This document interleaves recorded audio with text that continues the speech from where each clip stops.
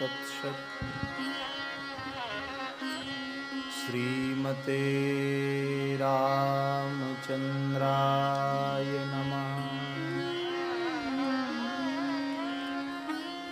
नमोस्तु रामाय सलक्ष्मणाय देव्यै च तस्यै जनकात्मजायै।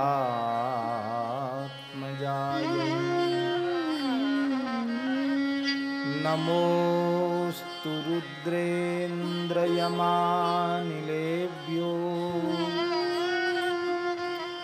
नमोस्तु चन्द्रार्कमरुद्गणेभ्यः।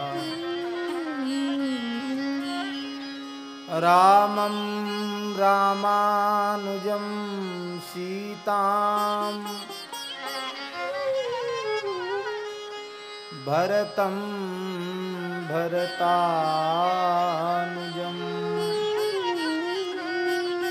सुग्रीवं वायुसूनं च प्रणमामि पुनः पुनः।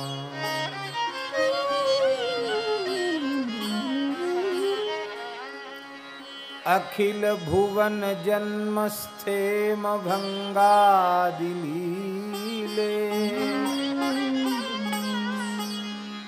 बिनत विविध भूत ब्रात रक्षैक दीक्षे। श्रुति शिरसि विदीप्ते ब्रह्मणि श्रीनिवासे भवतु मम परस्मिन् शेमुषी भक्तिरूपा।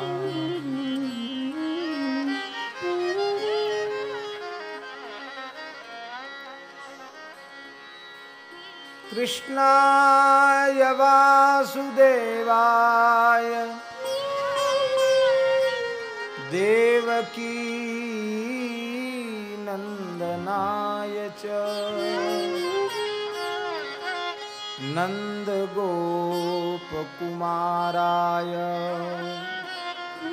गोविन्दाय नमो नमः।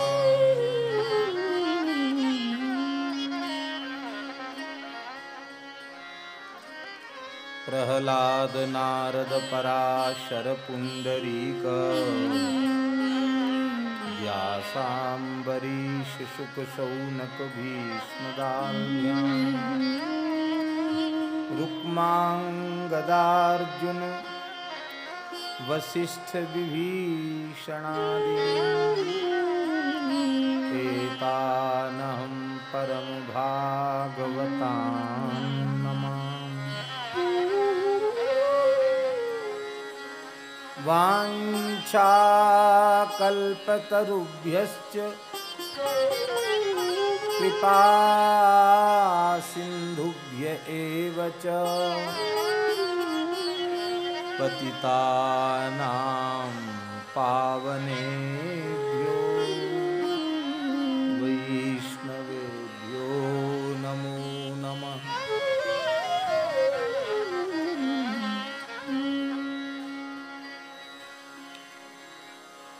भक्त भक्ति भगवंत गुरु चतुर नाम बपुए। इनके पद वंदन किए नाशे विघ्न अनेक।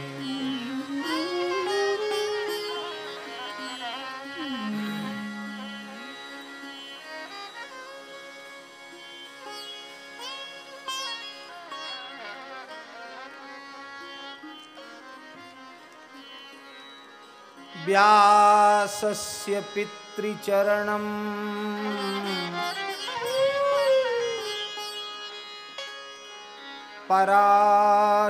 पराशरमकल्मषम् पुराण विष्णु वक्तारं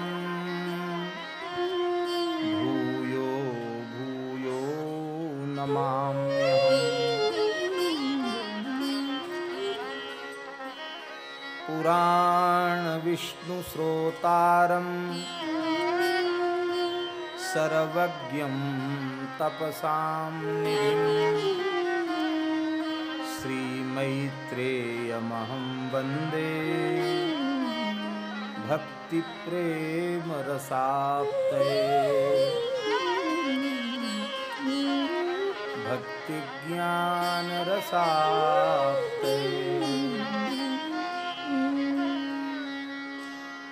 नारायणं नमस्कृत्य नरं चैव नरोत्तमं देवीं सरस्वतीं व्यासं ततो जयमुदीरये।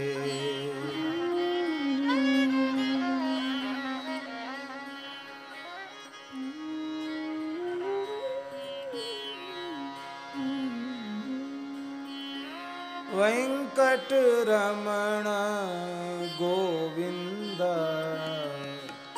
वेंकटरमण गोविंद, वेंकटरमण गोविंद, वेंकटरमण गोविंद। श्रीनिवासा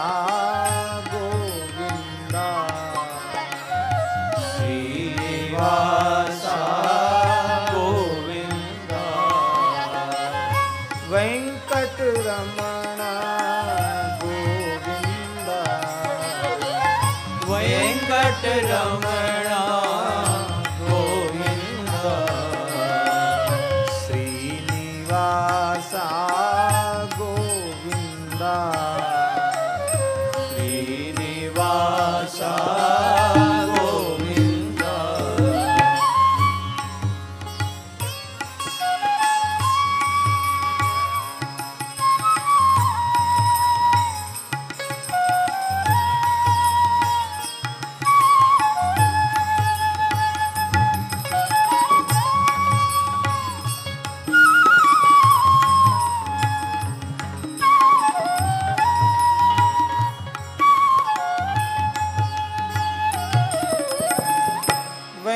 वेंकटरमण गोविंद, वेंकटरमण गोविंद। श्रीनिवासा गोविंद, श्रीनिवासा गोविंद। वेंकटरमण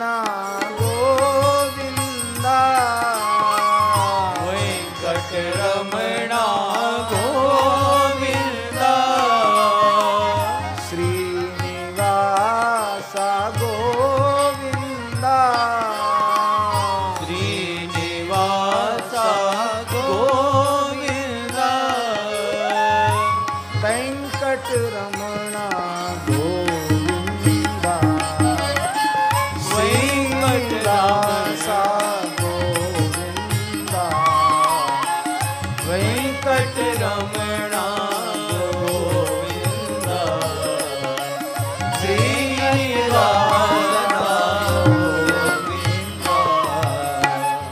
वेंकटरमण गोविंद, वेंकटरमण गोविंद। पद्मावती प्रिय गोविंद, पद्मावती प्रिय गोविंद। रमा रमण श्री गोविंद, रमा रमण श्री गोविंद। श्रीनिवास गोविंद, श्रीनिवास गोविंद। मातृ गोविंद,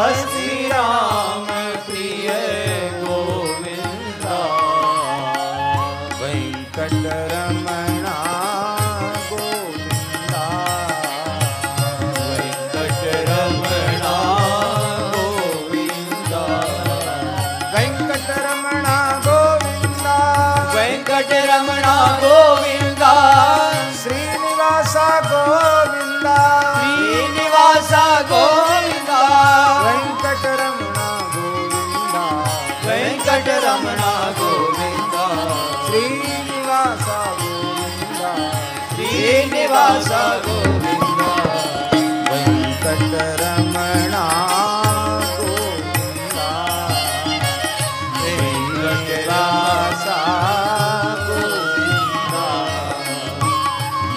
वेंकटरमणा गोविंदा श्रीनिवास गोविंदा बकुल मालिका गोविंदा बकुल मालिका गोविंदा बकुल मालिका सुन गोविंदा बकुल मालिका गोविंदा गोविंदा गोविंदा गोविंदा वेंकटरमणा गोविंदा श्रीनिवास गोविंदा वेंकटरमणा गोविंदा श्रीनिवास गोविंदा वेंकटरमणा गोविंदा श्रीनिवास गोविंदा वेंकटरमणा गोविंदा श्रीनिवास गोविंदा वेंकटरमणा गोविंदा श्रीनिवास गोविंदा वेंकटरमणा गोविंदा श्रीनिवास गोविंदा वेंकटरमणा गोविंदा श्रीनिवास गोविंदा वेंकटरमणा गोविंदा श्रीनिवास गोविंदा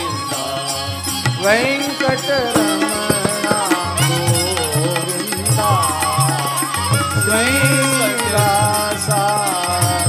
गोविंदा वेंकटवास गोविंदा वेंकटरमणा गोविंदा श्रीनिवास गोविंदा वेंकटरमणा गोविंदा श्रीनिवास गोविंदा वेंकटरमणा गोविंदा श्रीनिवास गोविंदा श्री वेंकटाचल बिहारी भगवान की जय श्री श्रीनिवास भगवान की जय श्री तिरुपति बालाजी महाराज की जय श्री पद्मावती माता की जय श्री महालक्ष्मी माता की जय श्री तिरुमला धाम की जय श्री वाराह स्वामी की जय श्री नृसिंह स्वामी की जय श्री हयग्रीव स्वामी की जय श्री स्वामी पुष्करणी की जय श्री तिरुमला धाम की जय श्री नारायणपुर की जय श्री विष्णु पुराण कथा महामहोत्सव की जय श्री वृंदावन धाम की जय श्री वृंदावन बिहारी लाल की जय श्री यमुना महारानी की जय श्री कालिंदी पटरानी की जय श्री गिरिराज महाराज की जय श्री आनंदवन महातीर्थ गोधाम श्री पथमेड़ा की जय श्री मनोरमा गोलोक महातीर्थ श्री नंदगांव की जय अखिल गोवंश की जय श्री जड़खोर गोधाम की जय श्री 84 कोस ब्रजमंडल धाम की जय श्री सद्गुरुदेव भगवान की जय श्री तिरुपति बालाजी गोमंगल चातुर्मास्य महामहोत्सव की जय। सब संतन की जय, सब भक्तन की जय, सब विप्रन की जय। श्री हनुमान गरुड़ देव की जय। जय जय श्री राधे, जय जय श्री सीताराम, हर हर महादेव।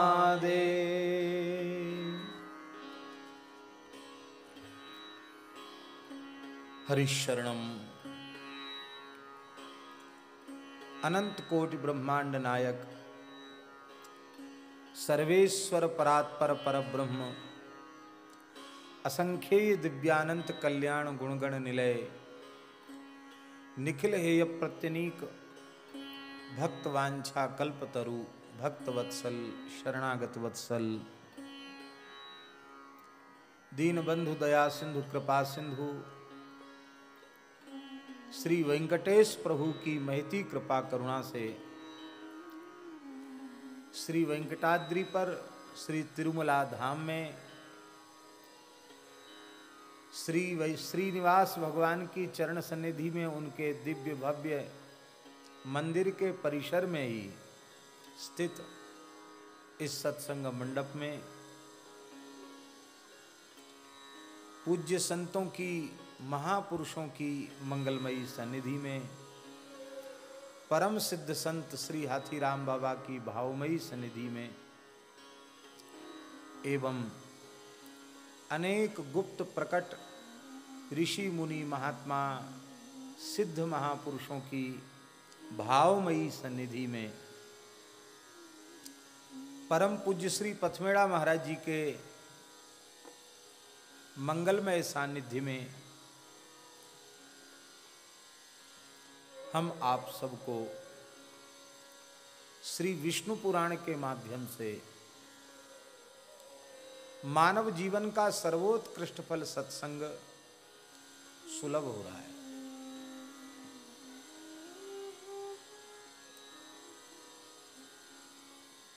हम लोग बड़े सौभाग्यशाली हैं। स्कंद पुराण के अनुसार वेंकटाचल महात्म्य की भी संक्षिप्त चर्चा हुई। अब ब्रह्म पुराण, ब्रह्म वैवर्त पुराण, पद्म पुराण, वामन पुराण, वाराह पुराण, लगभग 11 पुराणों में वेंकटाचल महात्म्य की चर्चा है। इतनी अधिक महात्म्य की चर्चा अन्य किसी स्थान की पुराणों में नहीं है जितनी पुराणों में महिमा वेंकटाचल की है। ये भगवान वैकुंठनाथ की रमण स्थली है, ये साकेत भी है, ये वैकुंठ भी है और ये गोलोक भी है। एक ही स्वरूप में 3 स्वरूपों का अनुभव है। वे चतुर्भुज नारायण स्वरूप तो हैं ही। स्कंद पुराण के अनुसार साक्षात श्री राम जी हैं।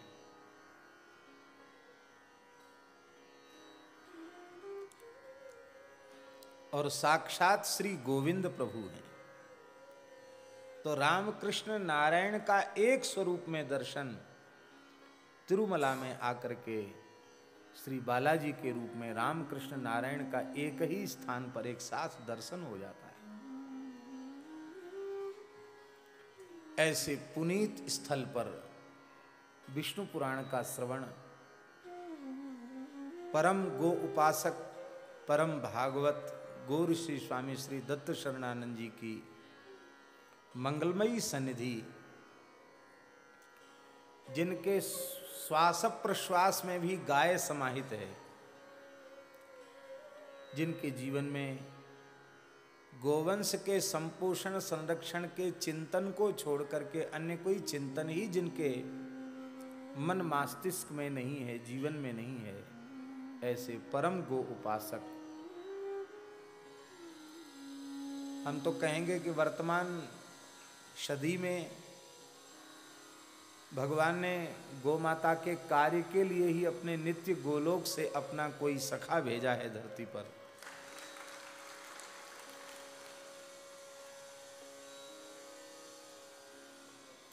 विलक्षण उनकी क्षमता है और विलक्षण उनका श्रम है।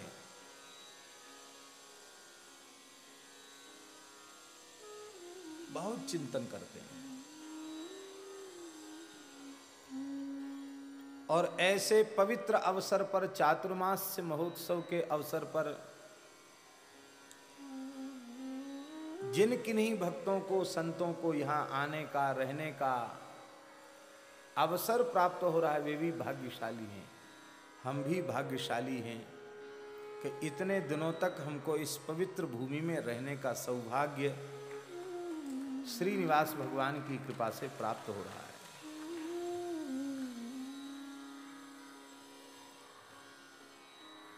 परम गोभक्त, समर्पित गो सेवक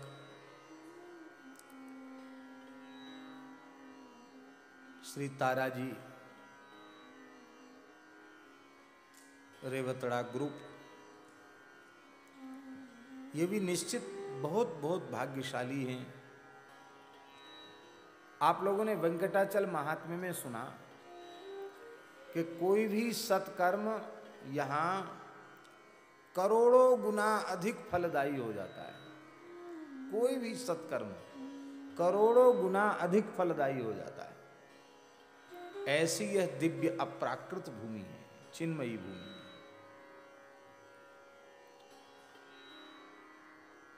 गोभक्ता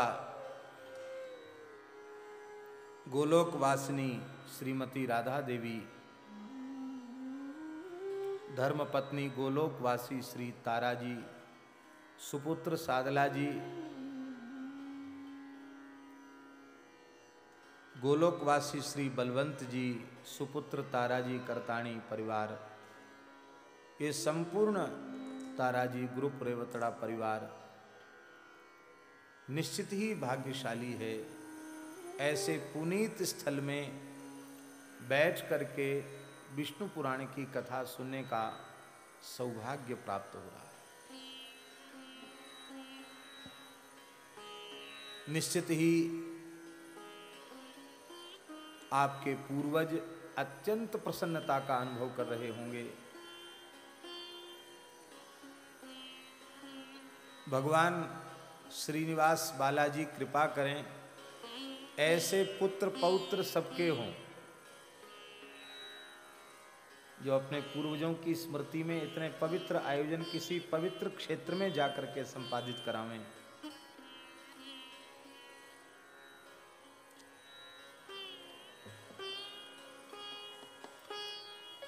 हमारे यहाँ पद्म पुराण में लिखा है, आस्फोटयन्ति पितराः नृत्यन्ति च मुहुर्मुहुः मत्कुले वैष्णवो जातः सनस्त्राता भविष्यति। किसी परिवार में कोई हरिभक्त प्रकट होता है, कोई वैष्णव प्रकट होता है, तो पितृगण ताली बजा बजा के नाचने लग जाते हैं। हमारे कुल में एक वैष्णव प्रकट हुआ है, एक भक्त प्रकट हुआ है। यह हमें निश्चित भगवान के धाम तक पहुंचा देगा। ऐसे ही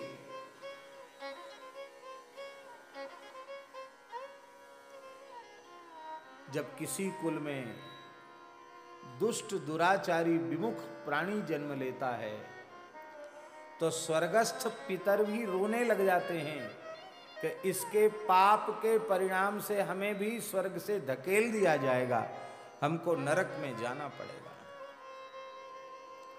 इसलिए पुत्र कहते ही उसको हैं। पुत्र शब्द का अर्थ है नरक और त्रा माने होता त्राण। जो अपने पूर्वजों को नरक से बचा ले उसका नाम है पुत्र।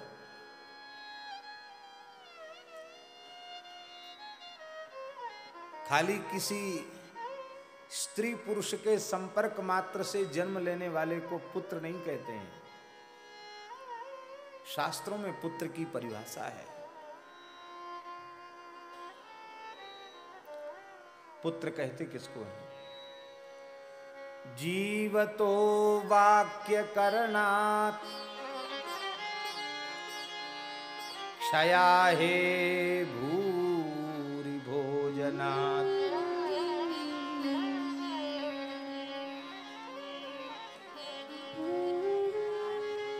गया पिंड प्रदानाच्च त्रिभिः पुत्रस्य पुत्रता।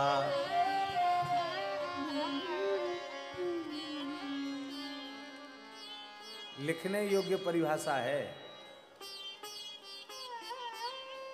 वर्तमान समय में तो बहुत अधिक प्रासंगिक है ये परिभाषा, बहुत जरूर लोगों को सुनानी चाहिए और लोगों को समझना चाहिए। 3 काम करे तो पुत्र और 3 काम न करे तो पुत्र नहीं। पहला काम जीवतो वाक्य करणात्। जब तक पिता माता जीवित रहें तब तक उनकी आज्ञा का श्रद्धा पूर्वक प्रेम पूर्वक अक्षरशः पालन करे।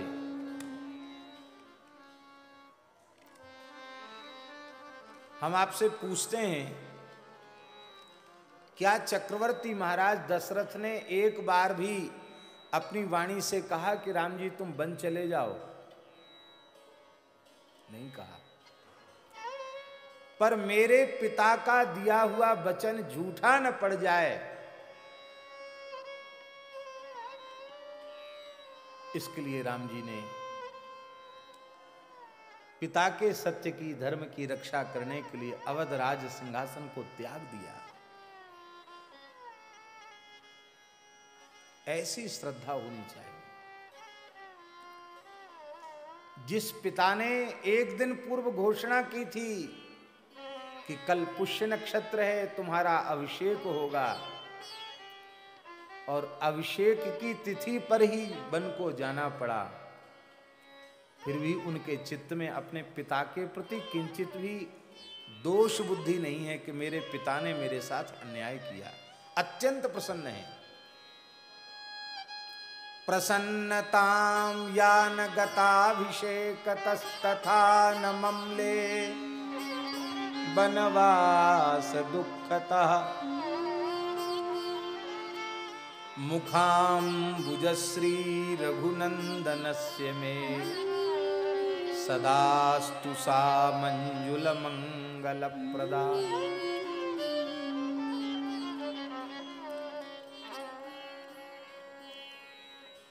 जीवतो वाक्य करणात्। पिता के जीवित रहने पर उनकी आज्ञा का श्रद्धा पूर्वक पालन करे।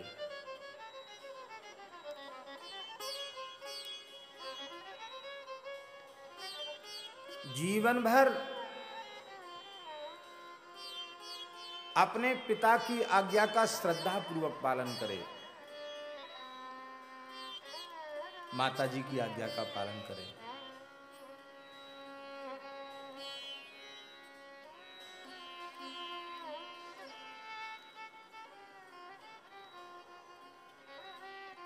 जब उनका देह पंचत्व को प्राप्त हो जाए, वे दिवंगत हो जाएं, तो अत्यंत उदारता पूर्वक उनके और्ध्वदैहिक कृत्य संपन्न करे। अंत्येष्टि शास्त्रीय विधि से करे। पिंडदान, श्राद्ध, दशगात्र, त्रयोदशा खूब उत्साह पूर्वक करे।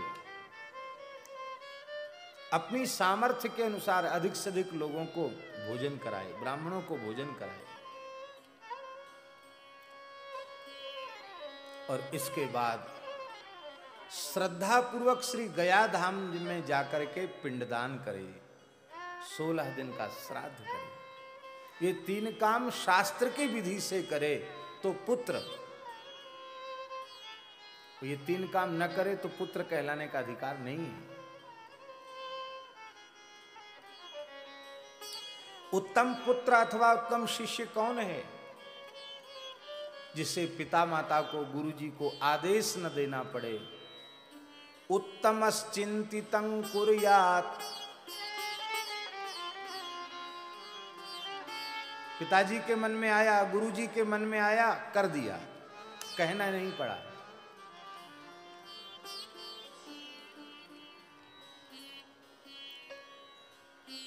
मध्यम कौन है? मध्यम पुत्र अथवा शिष्य कौन है? जो आज्ञा का श्रद्धा पूर्वक पालन करे, प्रेम पूर्वक, वो मध्यम है। क्योंकि अपने पूज्य से, अपने पिता से, अपने गुरु से अपने अंतःकरण को इस प्रकार से एकीकृत नहीं कर पाया कि उनके मन के भाव के अनुरूप क्रिया कर सके, इसलिए मध्यम है। और पिता माता की, अपने से बड़ों की अथवा गुरु की आज्ञा का पालन तो करता है, लेकिन प्रसन्नता पूर्वक नहीं करता है, उसे अधम पुत्र अथवा अधम शिष्य कहा गया। और जो सीधे ही कह दे कि हमसे नहीं होता, आप ही करो, ऐसे पुत्र को, ऐसे शिष्य को पुत्र शिष्य कहलाने का अधिकार नहीं है। अकर्तोच्चरितं गुरोः अकर्तोच्चरितं पितुः, शास्त्रों में लिखा है। पिता और गुरु दो नहीं है, एक ही है। पिता को ही गुरु कहते हैं, गुरु को ही पिता कहते हैं। गुरुवर्थे त्यक्त राज्यो व्यचर धनुबनम पद्म पद्भ्याम प्रियाया। गुरुवर्थे, यहां गुरु का अर्थ है पिता। दो प्रकार की सृष्टि है, नाद सृष्टि और विंदु सृष्टि। नाद सृष्टि की जो संतान है उसे शिष्य कहा जाता है, और विंदु सृष्टि की जो संतान है उसे पुत्र कहा जाता है। तो शिष्य भी पुत्र ही होता है।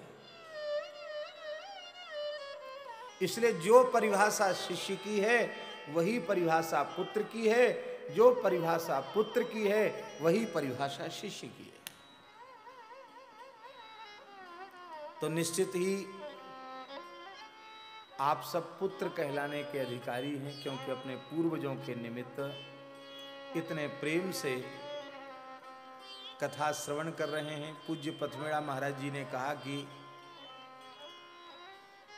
ये जो स्थान है ना, ये स्थान उपलब्ध ही नहीं होता, केवल मंदिर के जो निजी उत्सव हैं या आयोजन हैं उनके लिए है ये, बाहर के किसी भी कार्यक्रम के लिए उपलब्ध नहीं होता।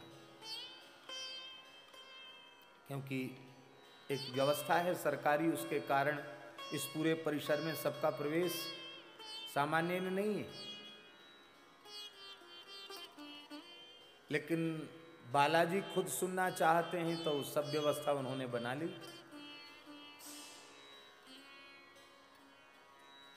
तो ये प्रथम बार इस भवन में और इस स्थान पर प्रथम बार विष्णु पुराण हो रहा है। और इस ऐतिहासिक आयोजन का श्रेय भगवान ने आपको दिया। निश्चित भगवान आपके ऊपर ज्यादा प्रसन्न है। लेकिन हम अभी संतुष्ट नहीं हैं पूरी तरह। हम इसलिए संतुष्ट नहीं हैं कि जितने प्रेम से हम विष्णु पुराण कह रहे हैं, अब समय पूरा हो गया इसलिए प्रसन्न नहीं है। आज छठा दिन उद्घोषक ने कहा, कल 7वां दिन। और ईमानदारी से मोहनदासी बात यह है कि कम से कम 7 दिन और कथा चले तो विष्णु पुराण पूरा हो। क्योंकि इतना गंभीर विषय है विष्णु पुराण में कि ऐसे ही केवल स्पर्श करते हुए चले जाने में वो आनंद नहीं है। तो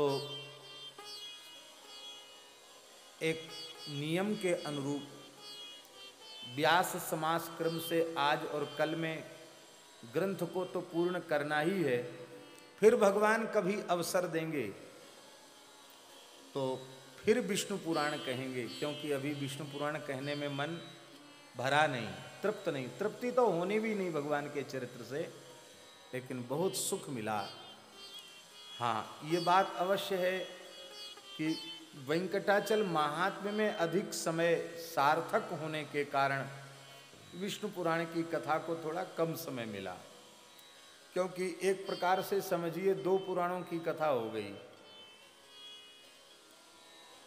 स्कंद पुराण का वेंकटाचल महात्म्य बहुत विशाल है, तो स्कंद पुराण का वेंकटाचल महात्म्य हो गया और विष्णु पुराण, तो विष्णु पुराण में स्कंद पुराण भी उपस्थित हो गया।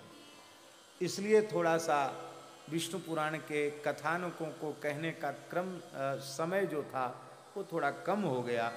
लेकिन आज और कल इन 2 दिनों में हम ऐसा प्रयास करते हैं कि अधिक से अधिक कथा के प्रसंग को हम कह सकें। आप लोग सब सावधान होकर के समाहित चित्त से श्रवण करें।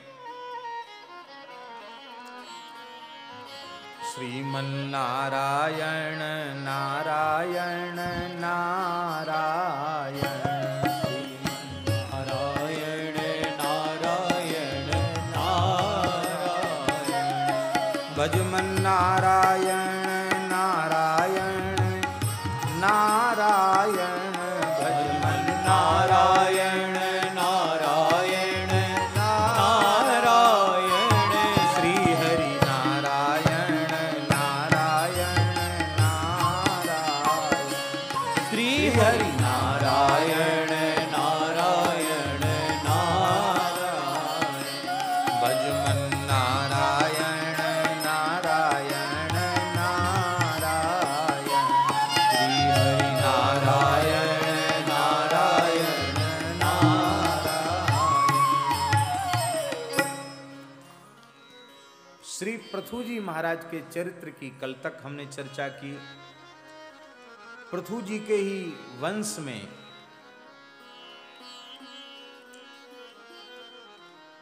महाराज वरहिषद हुए, प्राचीन वरहि। ये यज्ञ कर्म विशारद थे।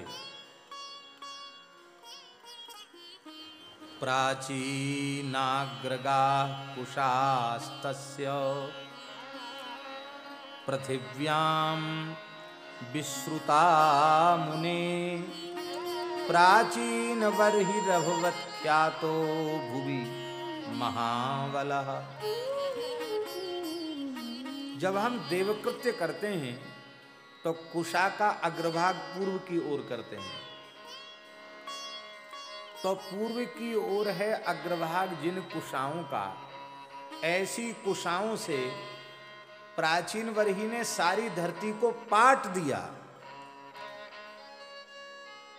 कहीं थोड़ी भी जगह नहीं बची जहां प्राचीन वर्ही ने यज्ञ न किया हो। ऐसे यज्ञ कर्म करने वाले थे। वेदादि शास्त्रों में कहे गए एक एक यज्ञ को सैकड़ों सैकड़ों बार उन्होंने किया।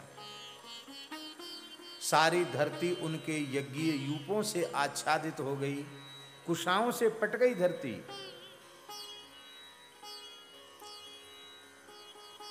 उन प्राचीन वर्ही महाराज ने समुद्र की कन्या सवर्णा से विवाह किया।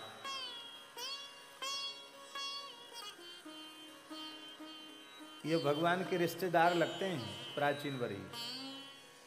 समुद्र की बेटी लक्ष्मी और समुद्र की ही बेटी सवर्णा। तो भगवान नारायण के क्या लगे? ये साड़ू भाई हैं, साड़ू भाई लगे। महाराज साड़ू भाई हैं प्राचीन वर्ही जी महाराज। आपने समुद्र की कन्या सवर्णा से 10 पुत्रों को उत्पन्न किया। ये 10 का नाम प्रचेता हुआ। एक जैसा रंग रूप आकृति प्रकृति सब एक जैसी होने के कारण इन 10 का नाम प्रचेता हुआ। और महाराज जी इन प्रचेताओं की बड़ी महिमा है। प्रचेताओं के नाम का सायंकाल प्रातः काल जो स्मरण करते हैं, उनके पवित्र चरित्र का स्मरण करते हैं, उनके भाई भाई में कलह नहीं होता, ऐसा लिखा है। उनके भाई भाई में झगड़ा नहीं होता।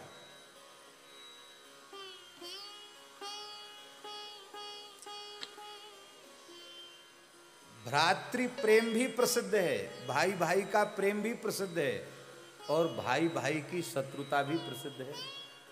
इनके जैसा प्रेमी कोई नहीं और इनके जैसा दुश्मन कोई नहीं।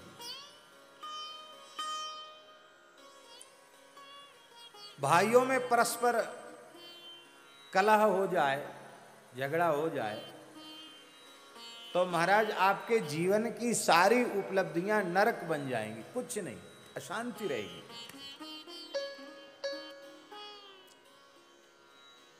तो जो सायंकाल प्रातःकाल प्रचेताओं का स्मरण करते, उनके चरित्र का स्मरण करते, उनके भाइयों में कभी झगड़ा नहीं होता, उनके भाइयों में परस्पर प्रेम बना रहता। इतना पवित्र चरित्र है प्रचेताओं का।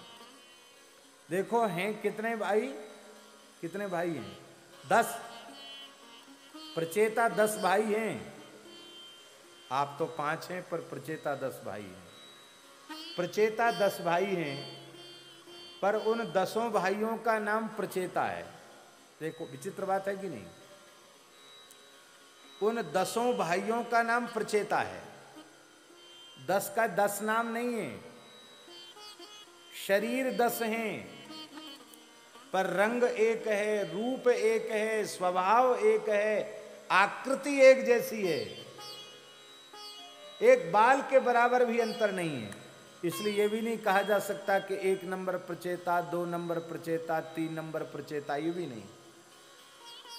कोई भी व्यक्ति इनमें अंतर नहीं समझ सकता। ऐसे एक जैसे 10। लोग कहते हैं ना, 1 प्राण 2 देह।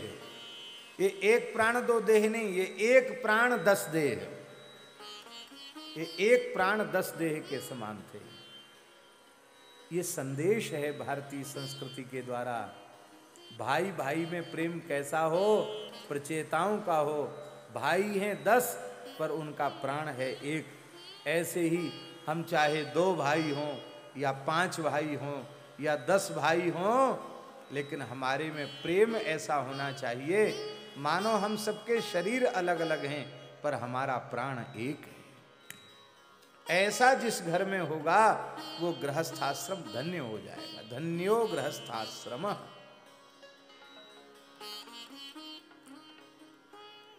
इन प्रचेताओं ने 10,000 वर्ष तक समुद्र में खड़े होकर के तपस्या की।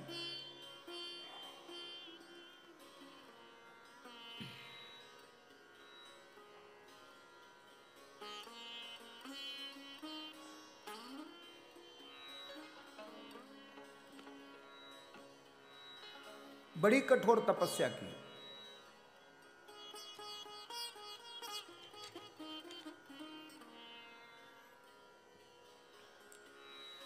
दस वर्ष सहस्राणि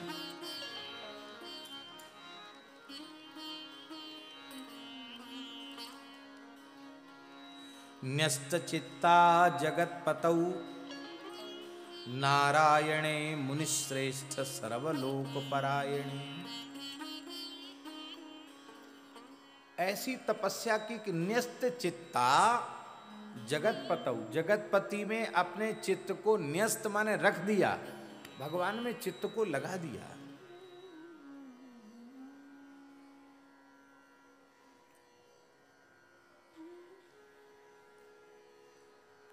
वे प्रचेता समुद्र के जल में खड़े खड़े भगवान की स्तुति करते हैं। बहुत सुंदर प्रचेताओं की स्तुति है। नतास्म सर्ववचसाम प्रतिष्ठा यत्र शाश्वती तमाद्यन्तमशेषस्य जगतः परमं प्रभुम् यस्तमास्यन्ति तीव्रात्मा यस्तमांस्यति तीव्रात्मा प्रभाभिर्भासयन्नभः धर्माद्धर्मशीताम्बसां योनिस्तस्मै सूर्यात्मने नमः।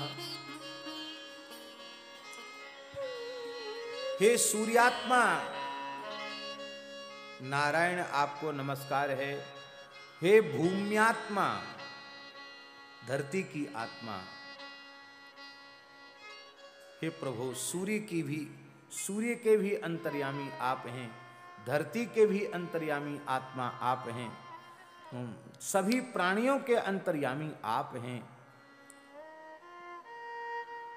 अग्नि के भी अंतर्यामी आप हैं, वायु के भी अंतर्यामी आप हैं, आकाश के भी अंतर्यामी आप हैं।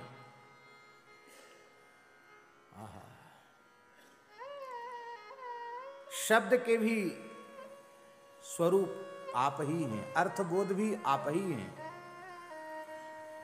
इस प्रकार से विश्वात्मा भगवान का स्मरण, विश्वरूप भगवान का स्मरण प्रचेताओं ने किया। भगवान प्रसन्न हो गए और भगवान श्री गरुड़ जी पर विराजमान होकर के भगवान पधारे। ततः प्रसन्नो भगवांस्तेषामंतर जले हरि ददौ दर्शन ददौ दर्शन मुनिद्र नीलोत्पल दल छवि। नील कमल के समान जिनकी अंग कांति है, ऐसे भगवान ने गरुड़ पर विराजमान होकर के दर्शन दिया। भगवान की 8 भुजाएं हैं, शंख चक्र गदा पद्म धनुष बाण ढाल तलवार भगवान ग्रहण किए हुए हैं। गरुड़ जी की ग्रीवा पर भगवान का दाहिना चरण है और बायां चरण भगवान ने नीचे लटका रखा है। बड़ी सुंदर भगवान की शोभा है। भगवान का दर्शन करके दसों प्रचेता समुद्र के जल से बाहर आए, लौटकर साष्टांग प्रणाम किया।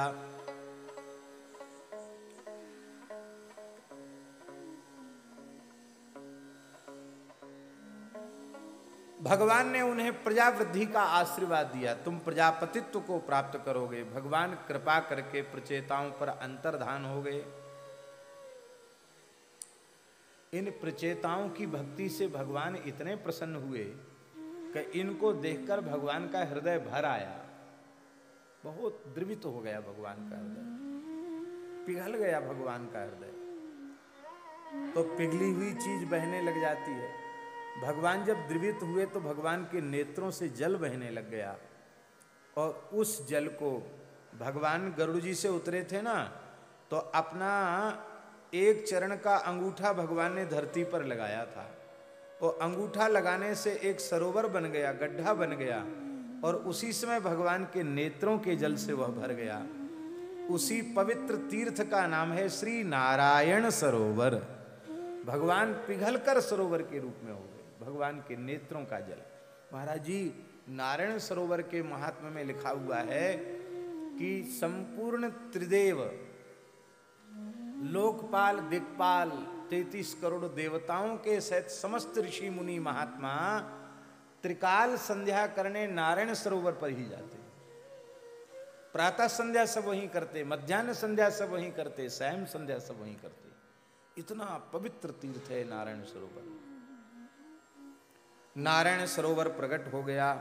प्रचेता जैसे ही बाहर निकले तो इतना धरती पर वृक्ष बढ़ गए थे कि इतने सघन वृक्ष हो गए थे कि उन वृक्षों के कारण हवा चलने भी बंद हो गई।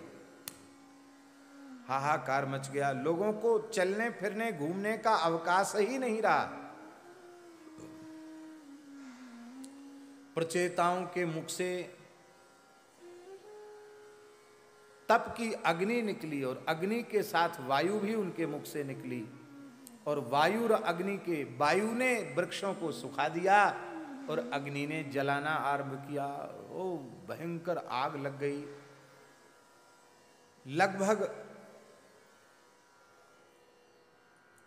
इस धरती का 30% वन जल गया। कितना प्रतिशत? 30%। कितना बचा? 70% जल गया। बचा कितना? 30% बचा। वृक्षों के, वनस्पतियों के राजा चंद्रमा हैं। चंद्रमा प्रकट हो गए और चंद्रमा ने कहा कि आप वृक्षों को समाप्त न करें, क्योंकि वृक्ष जो है वो धरा का जीवन है, जीवों का जीवन है। ठीक है, बहुत ज़्यादा बढ़ गए थे, आपने कम कर दिया, लेकिन वृक्षों को तो लगाना चाहिए, वृक्षों को जलाना नहीं चाहिए, वृक्षों को नष्ट नहीं करना चाहिए। क्योंकि वृक्ष अत्यंत पवित्र होते हैं। कोई बात नहीं, हम आपका इनसे मेलजोल करा देते हैं, राजीनामा करा देते हैं। आज की भाषा में कहें तो राजीनामा, आपका इनका राजीनामा करा देते हैं। प्रचेताओं ने कहा कि राजीनामा किस बात का? बोले आप भगवान ने आशीर्वाद दिया है ना कि तुम सृष्टि का विस्तार कर सकोगे, तो बिना ब्याह के तो सृष्टि विस्तार कैसे होगा? इसलिए ये वृक्ष अपनी कन्या से आपका विवाह कराएंगे। वृक्षों की कन्या का नाम था वार्क्षी, दूसरा नाम था उसका मारीशा। कैसा विचित्र इतिहास है हिंदू सनातन पद्धति का, जहां वृक्ष भी मनुष्यों की वृद्धि में कारण बनते हैं। और ये बात बिल्कुल सही है, वृक्ष नहीं रहेंगे तो सृष्टि नहीं रहेगी।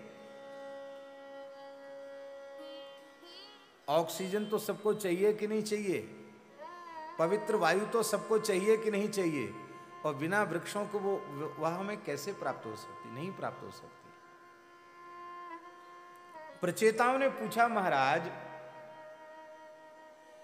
वृक्षों की कन्या कैसे पैदा हुई, हम सुनना चाहते हैं। बोलो भक्तवत्सल भगवान की जय।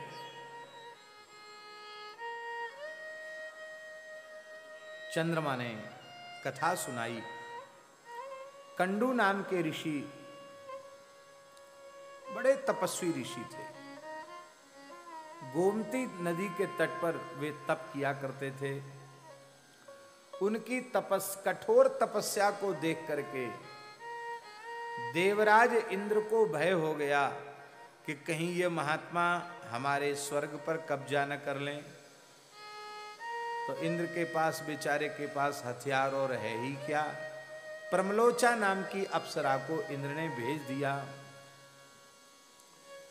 उस प्रमलोचा नाम की अप्सरा ने अपने रूप के, अपने कंठ के, मधुर वाणी के जाल में इनको फंसा लिया और अतिष्ठन मंदर द्रोण्याम विषयासक्त मानसा, मंदराचल की कंदरा में विषय में आसक्त होकर कंडू ऋषि के बहुत बड़ा समय व्यतीत हो गया। कितने साल बीत गए? ध्यान से सुनिए, 100 साल बीत गए। कितने साल? 100 साल में गुफा से बाहर ही नहीं निकले। अप्सरा ने कहा कि ऋषिवर अब मुझे जाने की आज्ञा दीजिए। तब आपने कहा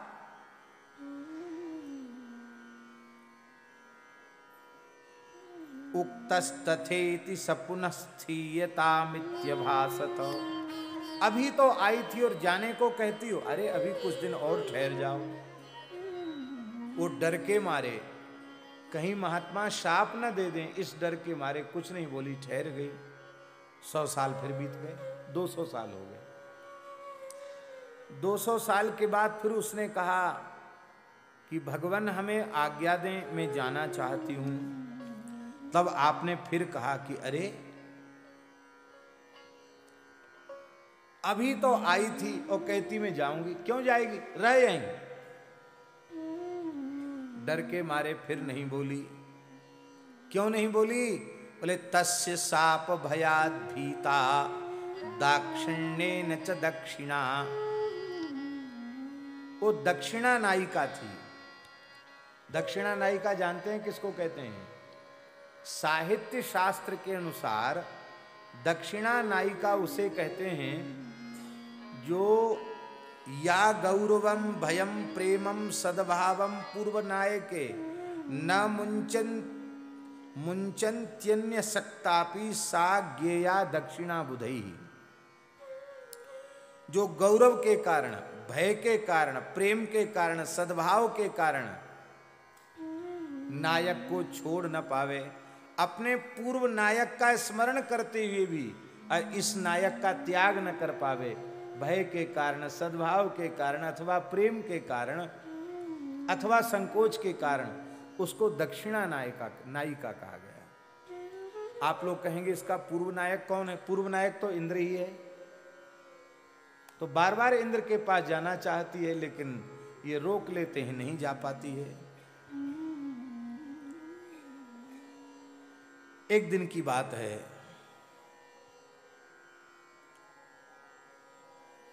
महर्षि ने कहा, देवी लाओ हमारा कमंडल, मैं गोमती में स्नान करके संध्या करूंगा। तो वो हंसने लगी, लीजिए महाराज अपना कमंडल। ऋषि ने कहा, कंडू महर्षि ने कहा, तू हंस क्यों रही है?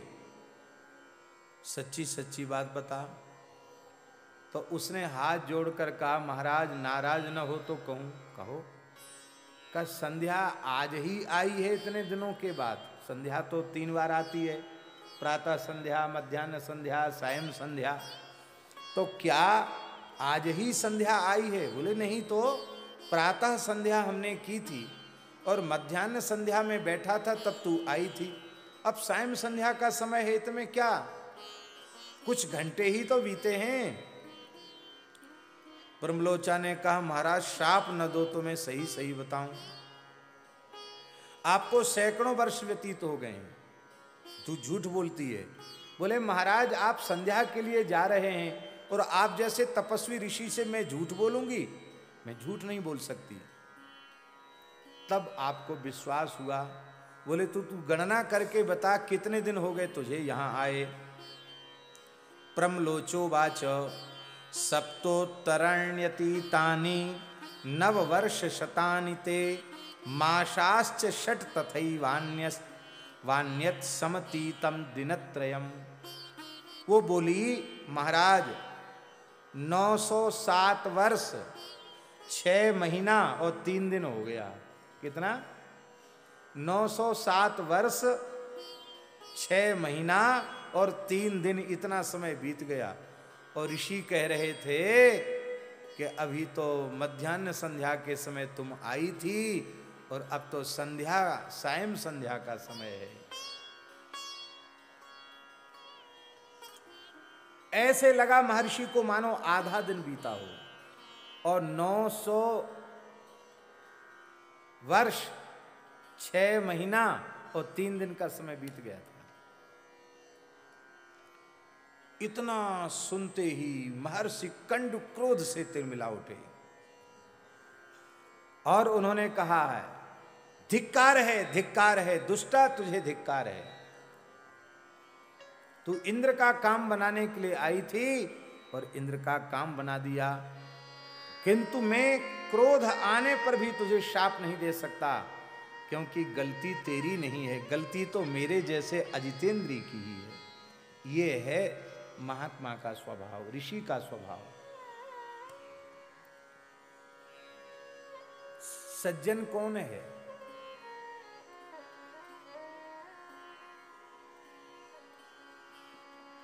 दुष्ट और सज्जन में अंतर क्या है? दुष्ट गलती करता चला जाएगा और गलती को ही अपनी विशेषता बताएगा, कभी गलती को गलती नहीं मानेगा। अपराध स्वीकार न करना, यह दुष्ट का स्वभाव है। और सज्जनों का अपराध नहीं भी होगा तो भी वो अपराध मान लेंगे।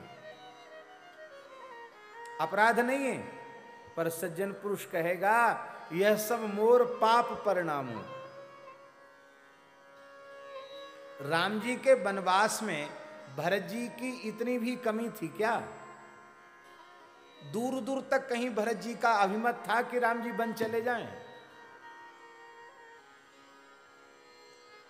दोष भरत जी का बिल्कुल नहीं था, लेकिन 1-2 के सामने नहीं, संपूर्ण अयोध्या की प्रजा के सामने उन्होंने कहा यह सब मोर पाप परिणामों, ये सब मेरे पापों का फल है। पिताजी का मरना, भाई का वनवास, ये सब जो हो रहा है ये मेरे पाप का परिणाम है। और भरत जी की इस वाणी ने भरत को सबके हृदय का सम्राट बना दिया है। अनुभव की बात है गलती न होने पर गलती स्वीकार करने से कोई विकट समस्या होगी तो उसका समाधान हो जाएगा। हमारे ब्रज के एक गांव में अपने ठाकुर जी का स्थान है। वहां अब तो नए मंदिर का निर्माण चल रहा है। पुरानी गौशाला थी, उसकी छत को टूट गई थी। गांव के बच्चे वहीं उपद्रव करते। यद्यपि उसको कांटा वांटा लगा के रोक के रखा था कि इस छत पर कोई न जाए, पर बच्चे तो बच्चे,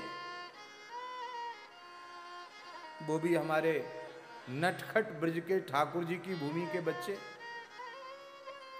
उन्होंने कांटा वांटा तो किया किनारे, ईंटा पत्थर किया किनारे, वहीं कूदने लग गए, छत गिर गई। उसमें एक बच्चा बहुत घायल हो गया। हॉस्पिटल ले गए पर उसे बचाया नहीं जा सका। हॉस्पिटल में लगभग 8-10 घंटे के बाद उसका प्राणांत हो गया। थोड़े समय बाद प्राणांत हो गया। अब गांव में जो पुजारी था वो छोड़ के भाग गया डर के मारे, पीटेंगे गांव वाले। उसने ठीक ही काम किया जो भाग गया। अब हमारे पास खबर आई कि मंदिर बंद है, आरती नहीं हो रही है। गांव के लोग बहुत नाराज हैं। गांव के लोग प्रेम भी खूब करते हैं। गांव के लोग जब बिगड़ जाते हैं तो फिर किसी को नहीं डटने देते हैं। तो हम गए, एक महात्मा से कहा कि कोई वाहन की व्यवस्था तो है नहीं, ठाकुर जी का मंदिर बंद है। वो महात्मा ने स्कूटर पर बिठाया, ले गया। गए, पहुंचे, सारा गांव इकट्ठा। जिसके मुंह में जो आवे सोई बोले। महाराज आपने अपने यहां तो मार्बल लगवा दिया, ये गांव का मंदिर है, इस पर ध्यान नहीं देते हो, ये वो है, लड़का मर गया। ऐसे कहने लगे जैसे मानो अपराध पूरा हमारा ही हो। हमने सोचा कि हम यदि ये कहें कि भाई कमी तुम लोगों की, तो मानेंगे तो है नहीं। इनके तो विचारों की घटना घटी है, 10-11 साल का बच्चा खत्म हुआ है। तो मैंने कहा कि अच्छा ऐसा है, आप सबने अपने मन की बात कह दी, इसमें न पुजारी की गलती है, न आपकी गलती है, न बच्चे की गलती है। हमारा ही कोई भयंकर किसी जन्म का पाप होगा जो इस दुर्घटना के रूप में उपस्थित हुआ है। ब्राह्मणों का गांव है, आप पंच परमेश्वरों की ज्योति हमारे माथे पर, आप लोग प्रायश्चित बतावें कि हमें क्या करना, हम क्या करें, गलती तो हो गई।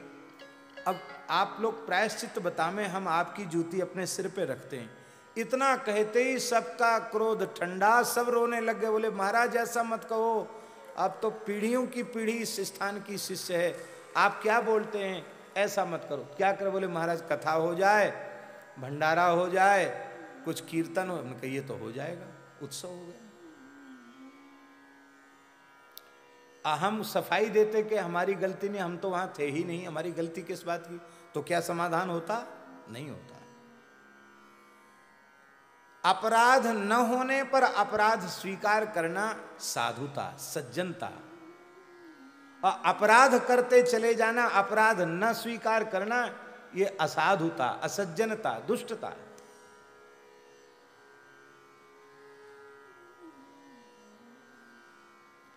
दूसरे का दोष कम देखो, अपना दोष देखो। जिस दिन अपना दोष देखने लग जाएंगे हम, उसी दिन से हमारे जीवन में सुधार आने लग जाएगा। बुरा जो देखन में चला, बुरा न मिलिया कोई, जो दिल खोजा आपना, मुझसे बुरा न कोई।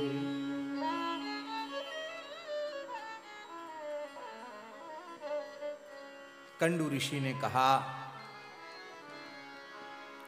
मतिरेषा हृतायेन धिक्तं कामं महागृहम्।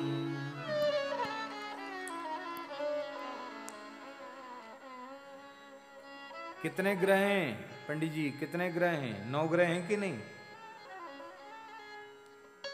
हमारे परम विद्वान और बड़े शीलवान पूज्य श्री पुखराज जी आचार्य जी विराजे हैं, पथमेड़ा के वशिष्ठ जी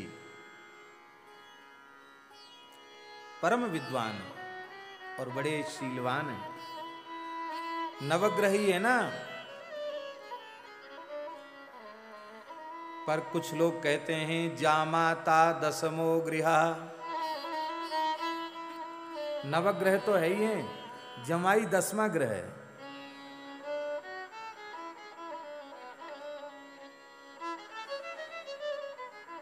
क्यों है भाई ग्रह?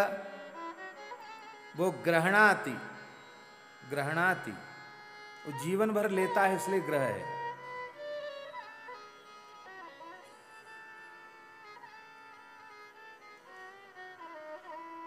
ग्रहणं करोति इति ग्रह। गरीब से गरीब के यहां भी जमाई पहुंचेगा तो जमाई को खाली हाथ कोई विदा करता, उसको जीवन भर लेना है, ग्रह है। और एक बात है, मूर्खस्तु दसमो गृह। मूर्ख व्यक्ति 10वां ग्रह है।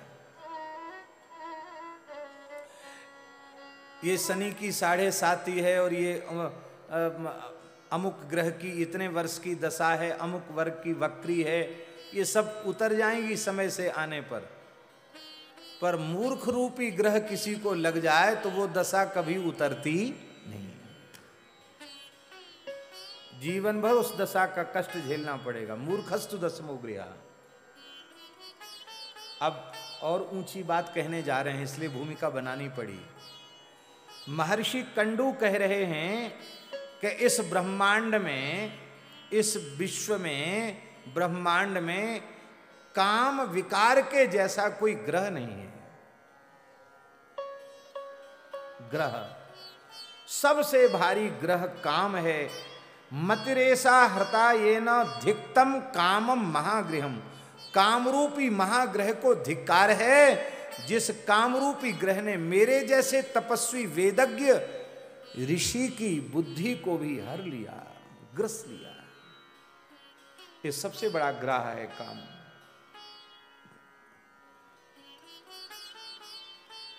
क्या करें, इतना सुंदर गीत है, समय कम है।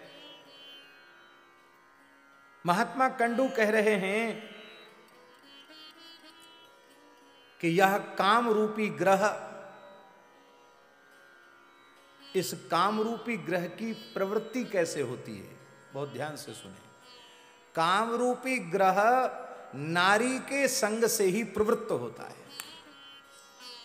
नारी का संग न हो तो कामरूपी ग्रह की प्रवृत्ति नहीं होती है।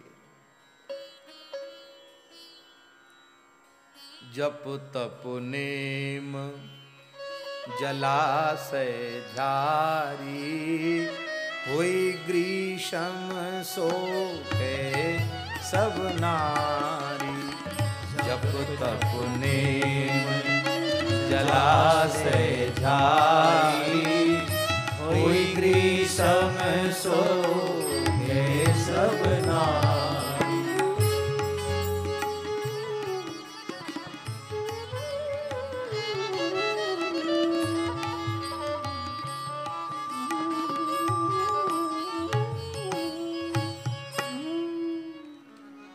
महर्षि कंडू कह रहे हैं उसके ज्ञान से, उसकी विद्या से, उसकी तपस्या से, उसके गुणों से, उसकी कला से क्या प्रयोजन सिद्ध होगा।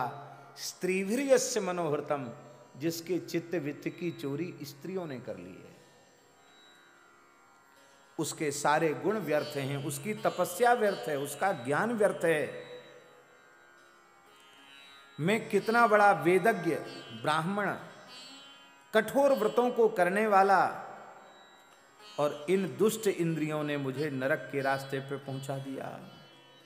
गच्छ पापे यथा कामम यत् कार्यम त्वत्कृतं त्वया, देवराजस्य मत्क्षोभम कुर्वन्त्या भावचिष्टितै। अरे पापनी जा, चली जा यहां से। देवराज इंद्र का काम बनाने आई थी, उसका काम पूरा हो गया, जा। न त्वां करोम्यहं भस्म क्रोधि तीव्रेण बन्निना सताम सप्तपदम मैत्रम उषितो हम प्रयासः। मैं भयंकर क्रोध रूपी अग्नि से तुझे साप देकर भस्म इसलिए नहीं कर रहा हूं क्योंकि सज्जनों की मित्रता 7 कदम की है। वे 7 कदम कदम मिलाकर किसी के साथ चल लेते हैं तो जीवन भर उसके साथ प्रेम का निर्वाह करते हैं। और तू मेरे साथ 900 वर्ष 6 महीना और 3 दिन रही है, इसलिए मैं तुझे शाप नहीं दे सकता। और मैं शाप तुझे दूं भी क्यों, क्योंकि गलती तो हमारी है। अथवा तब को दोषः किंबा कुप्याम्यहं तव ममैव दोषो नितराम ये नाहमजितेन्द्रियः। मैं व्यर्थ क्रोध तुम्हारे ऊपर क्यों करूं, क्योंकि दोष तो मेरा ही है। क्योंकि ये न अहम अजितेन्द्रियः, क्योंकि मैं अजितेंद्रिय हूं। क्योंकि मैं अजितेंद्रिय हूं, मैं जितेंद्रिय नहीं हूं। दोष हमारा है।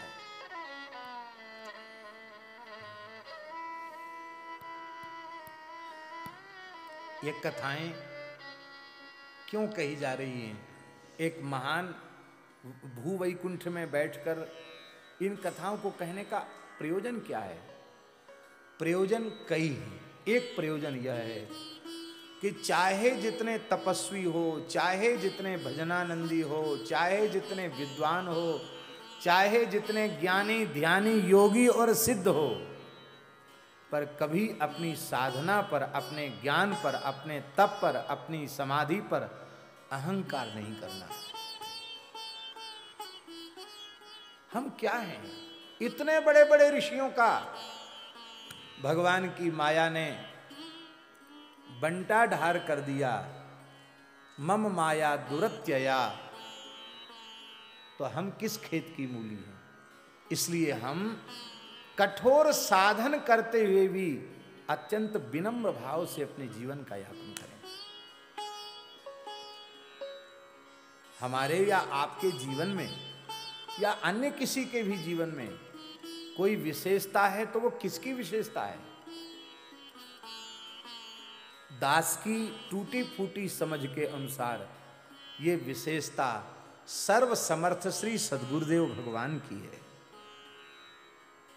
यदि हमारे जीवन में दोष हैं तो वो हमारे अपने हैं, और यदि हमारे जीवन में कोई गुण है, कोई अच्छाई है, कोई विशेषता है, वे श्री गुरुदेव भगवान की है, ठाकुर जी की है, गुरु जी की है, भगवान की है। अब होता क्या है? कमी है, दोष है तो भगवान का, गुरु जी का, और अच्छाई है तो किसकी? हमारी। गुण तुम्हार समझहि निज दोषा, गुण तुम्हार समझहि निज दोषा। गुण तुम्हारे हैं और दोष हमारे हैं, ऐसा अपने मन में समझना चाहिए।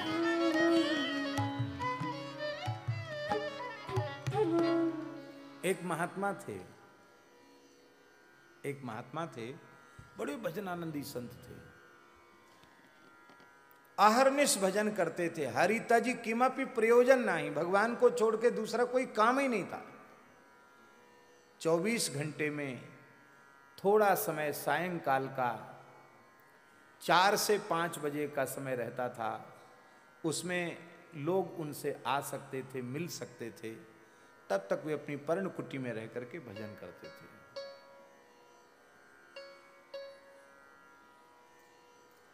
और जितनी देर वे मिलते थे उतनी देर भी अन्य चर्चा नहीं होती थी। वो महात्मा तो मौन रहते, कभी कोई प्रश्न किसी जिज्ञासु का होता तो बोलते, अन्यथा रामचरितमानस एक व्यक्ति बांचता, बाकी लोग सुनते। और 1 घंटा पूरा हुआ कि बस फिर समय समाप्त, सब अपने अपने घर जाओ। बड़ी श्रद्धा थी उन संत के प्रति लोगों की। और उसी गांव में आचार्य जी एक बेश्या रहती थी, उस बेश्या की लड़की थी। उस लड़की को बकरे चराने का शौक था, बकरा बकरी लेके जंगल में जाती थी। तो वो सवेरे निकलती और शाम को जब चरा के लौटती तो देखती कुटिया के पास तमाम लोगों की भीड़ है, सत्संग हो रहा है। तो जब सवेरे वो निकलती तब महात्मा अकेले बैठे दिखाई पड़ते, कुटिया के बाहर बैठकर माला फेर रहे हैं। तो बेश्या की लड़की कहती कि बाबा जी आप सबका समाधान करते हो, एक मेरा भी समाधान करो। आप मौन रहते, इशारे में पूछते क्या प्रश्न है। तो वो कहती कि मेरे बकरे की दाढ़ी अच्छी कि आपकी दाढ़ी अच्छी। वो महात्मा जी की पूरी दाढ़ी नहीं आई थी, ठोड़ी पर ही दाढ़ी आई थी। वो व्यंग करती थी, बकरे की भी दाढ़ी इतनी सी होती ना यहाँ ठोड़ी पर। वो कहती कि तेरी बाबा जी आपकी दाढ़ी अच्छी कि हमारे बकरे की दाढ़ी अच्छी, समाधान करो किसकी दाढ़ी अच्छी। ये प्रश्न सुनकर महात्मा मुस्कुरा देते और इशारा करते फिर कभी बताएंगे। अब वो 2-4 दिन में पूछे ही लेती, जब देखती महात्मा बैठे हैं तुरंत आ जाती, कहती बाबा जी आपने हमारा समाधान नहीं किया, आपकी दाढ़ी अच्छी कि हमारे बकरे की दाढ़ी अच्छी। महाराज जी 2-3 वर्ष बीत गए, वृद्ध महात्मा थे, उनकी मृत्यु का समय निकट आया, अस्वस्थ हो गए। गांव के लोग घेर कर कीर्तन कर रहे थे, बाबा जी तो आंख मूंद कर भगवान का ध्यान कर रहे थे। जब उन्होंने देखा कि बस अब थोड़े समय में मेरे प्राण निकल ही जाएंगे, तब उन्होंने नेत्र खोले। लोगों ने कहा महाराज कोई आज्ञा? बोले हाँ आज्ञा है। वो बेश्या की लड़की को बुला के लाओ। अब वो इतने मर्यादित महात्मा थे कि उनके यहाँ कोई स्त्री मात्र वहां प्रवेश नहीं करती थी। उनको सबको बड़ा आश्चर्य हुआ कि मरने का समय आया और बेश्या की लड़की को बुला रहे हैं। चलो कोई बात नहीं, महात्मा की अंतिम इच्छा है पूरी कर दो। लड़की को बुलाया, लड़की आई। बाबा जी ने कहा अब फिर पूछ, तू क्या पूछती थी?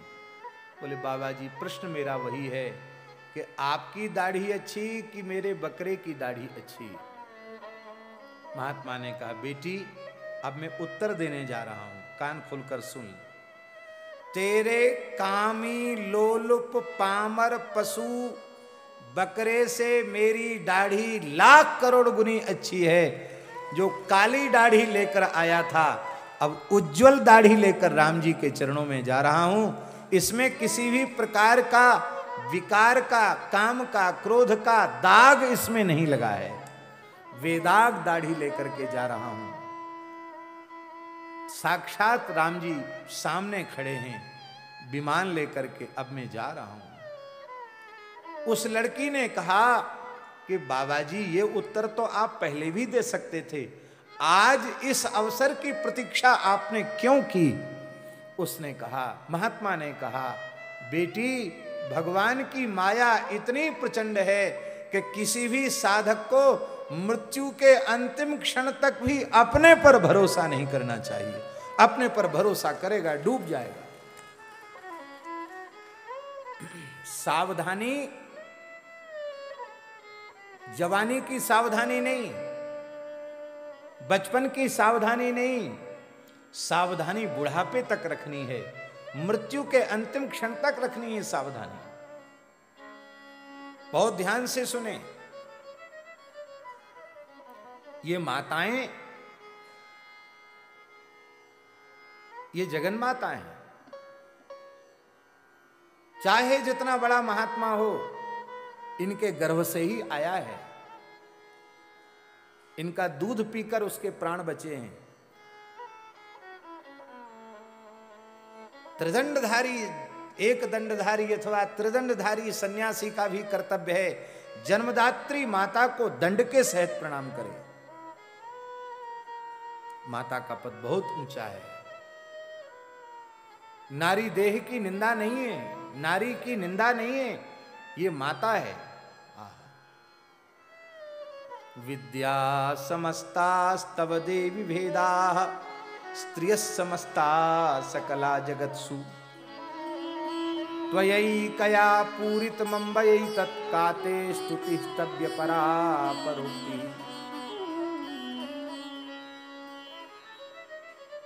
तमाम प्राचीन महात्माओं का नियम रहता है कि वे स्त्रियों के संपर्क से अपने को बचाकर रखते हैं, दूर रखते हैं। क्या कारण है? क्या उनके प्रति घृणा है, या उनसे द्वेष है, या उनकी उपेक्षा है? नहीं, ये न द्वेष है, न ये घृणा है, ये मर्यादा की दूसरे लोगों को शिक्षा है और अपने लिए जीवन भर सावधानी है। जीव के वासना वासित संस्कार एक जन्म के नहीं हैं, असंख्यों जन्मों के संस्कार हैं। वो संस्कार कब उद्बुद्ध हो जाएं, कब साधक का पतन करा दें, इसका कोई ठिकाना नहीं है। इतने बड़े महात्मा कंडू, जिनके तप से इंद्र को भय हो गया कि कहीं इंद्रासन न छिन जाए, इतने बड़े तपस्वी, हजारों लाखों वर्ष तक तपस्या करने वाले ऋषि की ये दशा हो गई।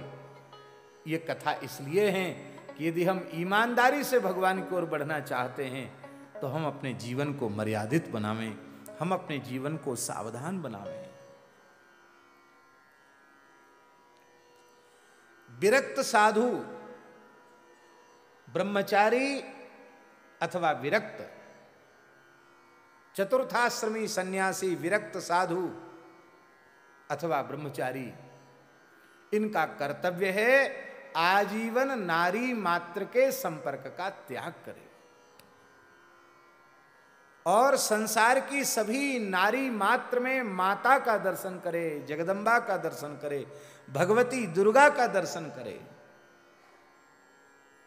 ये साधु का धर्म है, गृहस्थ का धर्म है।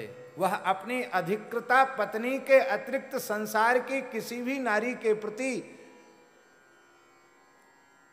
मातृभाव को छोड़कर अन्य भाव न रखे। ध्यान में आई बात? अपनी पत्नी को ही पत्नी के रूप में अनुभव करे, बाकी नारी मात्र में कहने की आवश्यकता नहीं है, नारी मात्र में माता का दर्शन करे। गृहस्थ के लिए परस्त्री का त्याग और विरक्त साधु के लिए नारी मात्र के संपर्क का त्याग यदि हो गया तो वह इसी जन्म में भगवत प्राप्ति के पथ की ओर अग्रसर हो सकता है, और नहीं तो फिर बातें बनाते रहो। आज देश में जो दुर्भाग्यजनक घटनाएं घट रही हैं, उनका मूल कारण यह है, हमारे ऋषि मुनि महात्माओं ने जो हम लोगों के लिए मर्यादाएं बनाई थी, उन मर्यादाओं में कहीं न कहीं हमने शिथिलता लानी आरंभ कर दी। उसी का ये दुष्परिणाम है। इसीलिए माताओं को संन्यास दीक्षा लेना मना है। उनमें वैराग्य है तो उन्हें अपने घर में रहकर भजन करना चाहिए, अपने पिता माता की सन्निधि में रहकर भजन करना चाहिए, अपने परिवार, अपने पति के साथ भजन करना चाहिए। उन्हें घर द्वार छोड़कर साधु सन्यासी बनकर नहीं घूमना चाहिए, शास्त्र की आज्ञा है।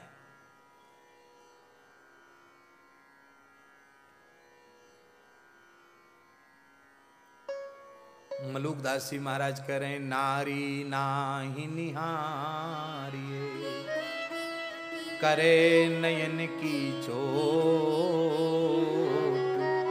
को एक साधु उबरे पर ब्रह्म की ओट।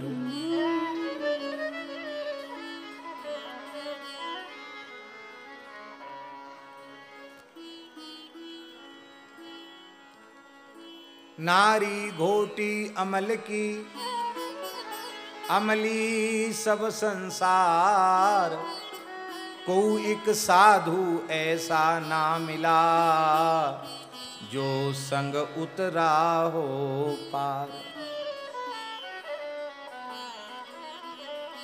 कबीरदास जी कह रहे हैं, जहां जलाई सुंदरी तहां जन जाऊ कबीर, रज उड़ के माथे परे सूनो करे शरीर।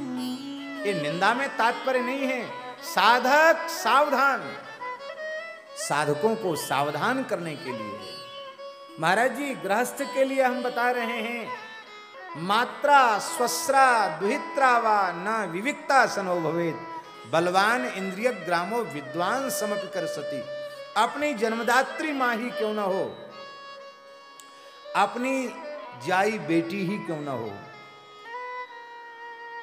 अपनी खास सगी बहन ही क्यों ना हो, इनके साथ भी विद्वान पुरुष को एकांत में नहीं रहना चाहिए। क्यों? पता नहीं ये दुष्ट इंद्रियां कब किस विद्वान व्यक्ति को भी मलमूत्र के भांड में ले जाकर, नरक के कुंड में ले जाकर पटक देंगी, नहीं कहा जा सकता है। आज सब मर्यादाएं समाप्त हो रही हैं। पहले कभी कभार लोग फुर्सत निकाल के पैसा खर्च करके, समय नष्ट करके, आंखें फोड़कर सिनेमा देखते थे। अब घर घर में टीवी आ गई।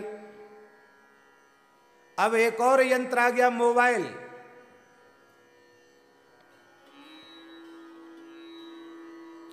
अपना कल्याण चाहते हो तो इस मोबाइल रूपी असुर से अपने को बचाओ।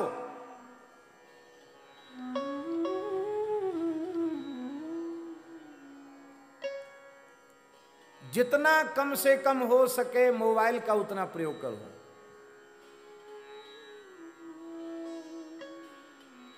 आप लोग कहेंगे कि महाराज आप क्या बात बोलते हो, बिना मोबाइल के काम नहीं चलता।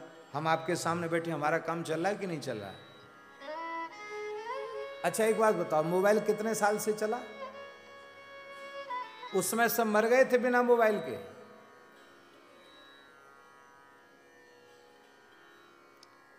यात्रा में देखते तो ही हैं महाराज, फ्लाइट में देखो तो मोबाइल से सिनेमा देख रहे हैं, और तो और गाड़ी चला रहे हैं तो देख रहे हैं। सत्संग का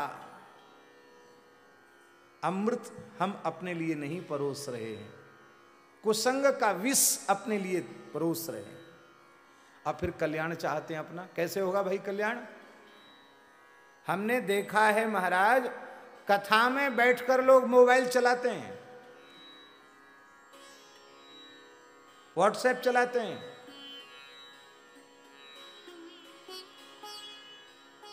ये भारी अपराध है भगवान के कथा कीर्तन सत्संग का। हम लोगों को नित्य नियम के लिए कहते हैं तो हम कहते हैं कि देखो नित्य नियम करने बैठो तो कभी मोबाइल पास में मत रखो। बहुत से लोग घंटी बंद कर देते हैं, वो क्या कहते हैं उसको, वाइब्रेशन पे रख देते हैं। तो वाइब्रेशन होता है तो उसको देखते जरूर है कि किसका नंबर है, जरूरी नंबर है तो ऐसे माला खोजते हैं कि वो सुमेरु कहाँ चला गया, जल्दी सुमेरु आवे तो बात करें फटाफट।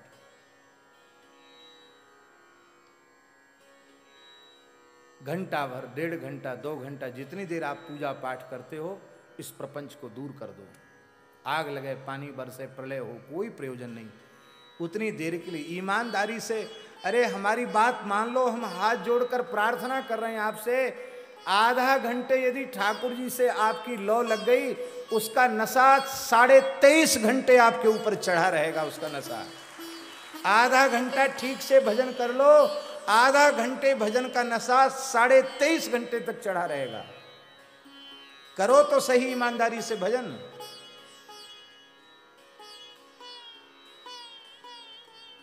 आज अनुष्ठान सफल नहीं हो रहे हैं, क्यों नहीं हो रहे हैं?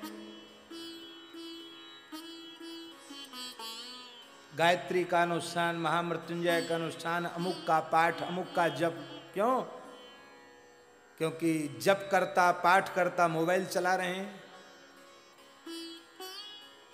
मंत्र जप में, पाठ में जो सावधानी रखनी चाहिए वो सावधानी नहीं हो रही है। कितने लोग तो ऐसे भी महापुरुष होते हैं जो प्रतिज्ञा कर लेते हैं कि हमको पाठ पूरा करना ही नहीं, हमको जब पूरा करना नहीं, दक्षिणा पूरी जरूर लेनी है। कान खोलकर सुन लो, यदि हम अपना जो हमारा कर्तव्य है, जो हमारा धर्म है, जो हमारा कार्य है, उसमें हम ईमानदारी नहीं रखते हैं तो यजमान की श्रद्धा का फल यजमान को मिलेगा, लेकिन कृत्य न करने का जो पाप है वो हमको भोगना ही पड़ेगा।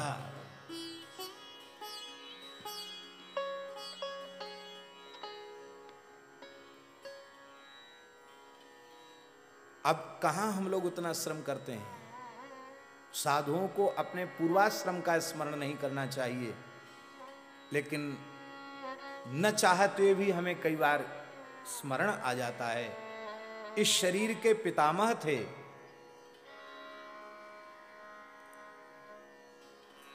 जब कभी भागवत सप्ताह कहने का अवसर उनके जीवन में आता था, कथाएं कहते थे। ज्योतिष के पंडित थे, कर्मकांड के पंडित थे, कथा भी कहते थे। संपूर्ण मूल पाठ स्वयं करना और कथा भी कहना, 10-11 घंटे श्रम नित्य करते थे। अब किसी का छुआ खाते नहीं थे। या तो फलाहार करेंगे, अग नहीं तो ब्राह्मण का बनाया हुआ भी पक्का पाएंगे। कच्चा पाएंगे तो अपने हाथ से बनाएंगे तो पाएंगे, नहीं तो नहीं पाएंगे। और आखिरी कथा लगभग 92 वर्ष की आयु में उन्होंने की पूरी। उसमें 10वें स्कंद तक पाठ कर पाए, 2 स्कंद नहीं कर पाए। 7 दिन पूरे हो गए, रोने लगे। दक्षिणा ब्राह्मणों को बांट दी, भंडारा कर दिया। और फिर हमारे पूज्य महाराज जी को, पूज्य भक्तमाली जी महाराज को, गुरुदेव को बुलाकर उन्होंने कथा सुनी। बोले अब हम बूढ़े हो गए, कथा नहीं कर सकते। कहते मैंने अपने जीवन में अपने पूजा पाठ कर्मकांड के प्रति कहीं भी बेईमानी नहीं की। ये रखा ही नहीं अपने मन में कि जजमान मजबूत है कि कमजोर है। हमारा जो कृत्य है वो हमें ईमानदारी से करना चाहिए। तो ये मोबाइल के कारण अनुष्ठान सफल नहीं हो रहे हैं।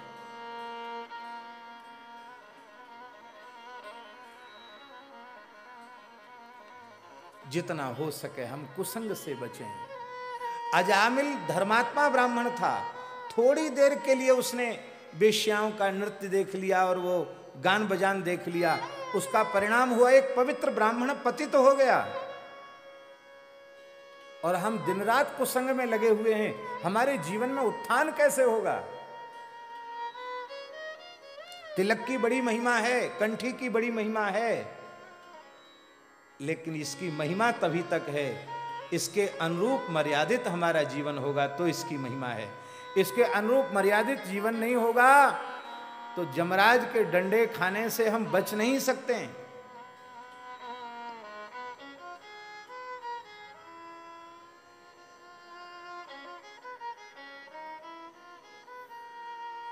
आपकी दुकान है, मान लो घी की दुकान है,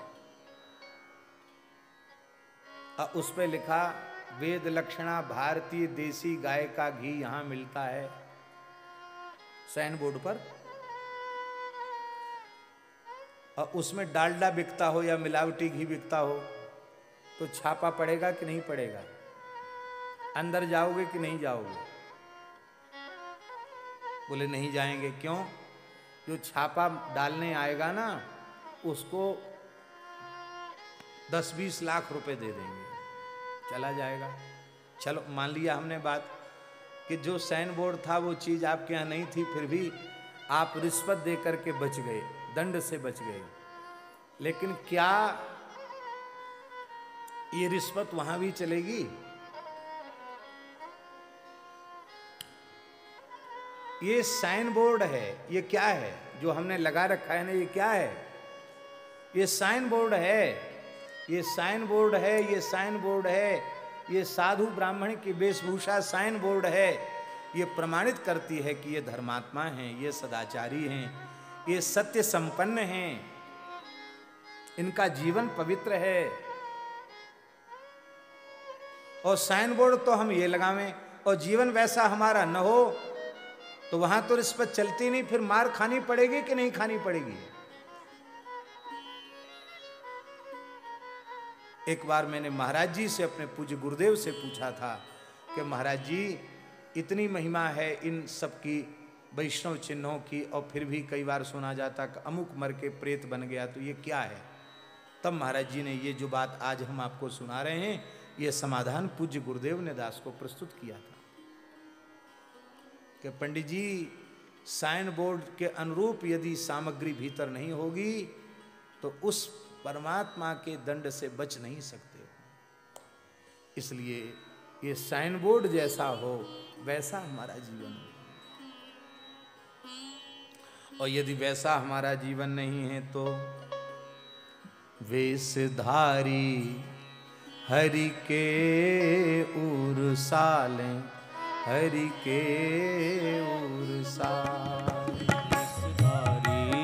हरि के उरसालें, हरि के उरसालें। वेशधारी हरि के उरसालें, हरि के उरसालें। वेशधारी हरि के उरसालें, हरि के उरसालें। वेशधारी केवल वेश बना रखा है, उसके अनुरूप जीवन नहीं है, तो ऐसे वेशधारी भगवान के चित्त को कष्ट देते हैं, पीड़ा पहुंचाते हैं। कैसे कैसे? लोभी दंभी कपटी नट से, लोभी दंभी कपटी नट से, शिष्णोदर को पालें वेशधारी हरि के उरसालें, हरि के उरसालें। लोभी दंभी कपटी नट से, लोभी दंभी कपटी नट से, शिष्णोदर को पालें वेशधारी हरि के उरसालें, हरि के उरसालें।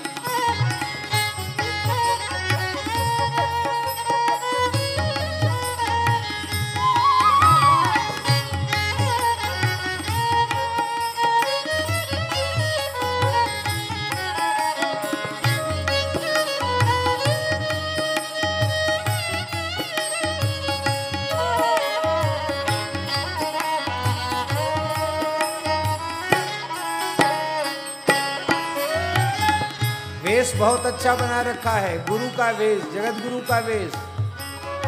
लेकिन यदि जीवन में गुरुता नहीं है तो गुरु भय घर घर में डोलें, नाम धनी को बेचें। गुरु भय घर घर में डोलें, नाम धनी को बेचें। परमारथ सपने नहीं जाने, परमार्थ सपने नहीं जाने, पैसन ही को खींचें वेशधारी हरि के उरसालें, पैसन ही को खींचें वेशधारी हरि के उरसालें, हरि के उरसालें।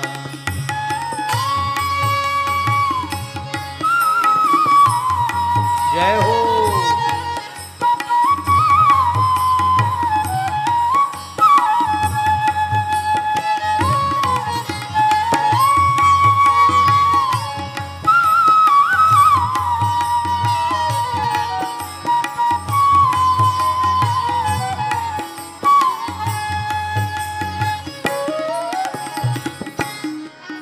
ये कथा वाचना भी कल्याण नहीं कर पाएगा।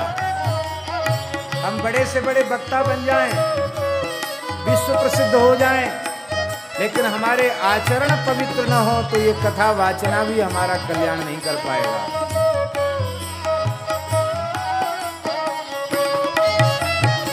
कबहू कहे वक्ता बनी बैठे, कथा भागवत गावें।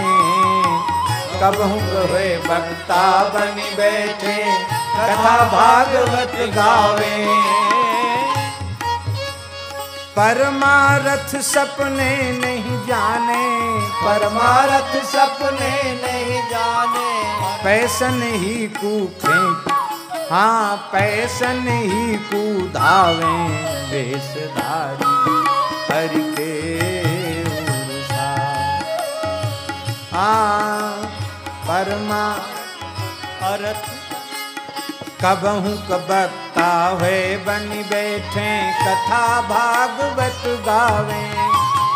अर्थ अनर्थ कछु नहीं भासे, अर्थ अनर्थ कछु नहीं भासे, पैसन ही को धावें वेशधारी हरि के उरसालें, हरि के उरसालें।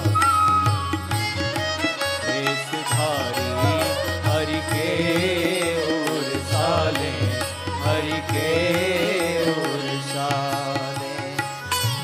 के मंदिर में सेवा करना कोई सामान्य बात नहीं है। हम लोग जिन भगवान के दर्शन के लिए लंबी लाइन लगाकर खड़े रहते हैं, 4-4, 6-6 घंटे और कई तो 14-14 घंटे, 20-20 घंटे में नंबर आता है, तब भगवान का दर्शन करते हैं, और वो भी 1 मिनट, आधा मिनट मुश्किल से।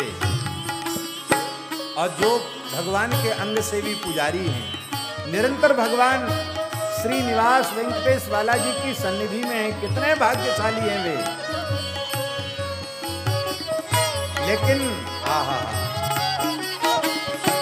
हम भले ही श्याम सेवा करते हों, पर हमारा जीवन व्यक्तिगत पवित्र नहीं है, तो ये पूजा भी हमारा कल्याण नहीं कर पाएगी।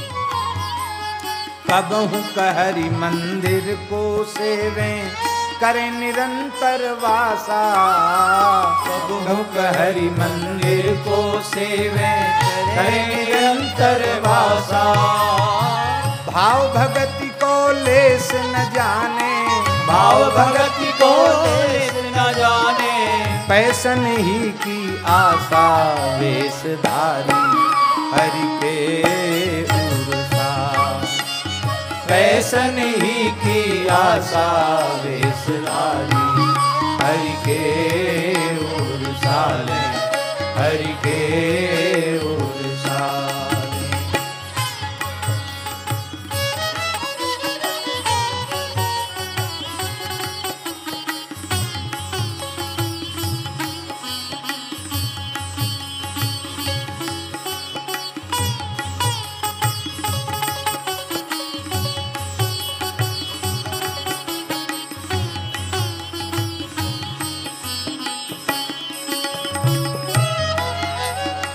नाचें गावें चित्र बनावें, करें काव्य चटकीली।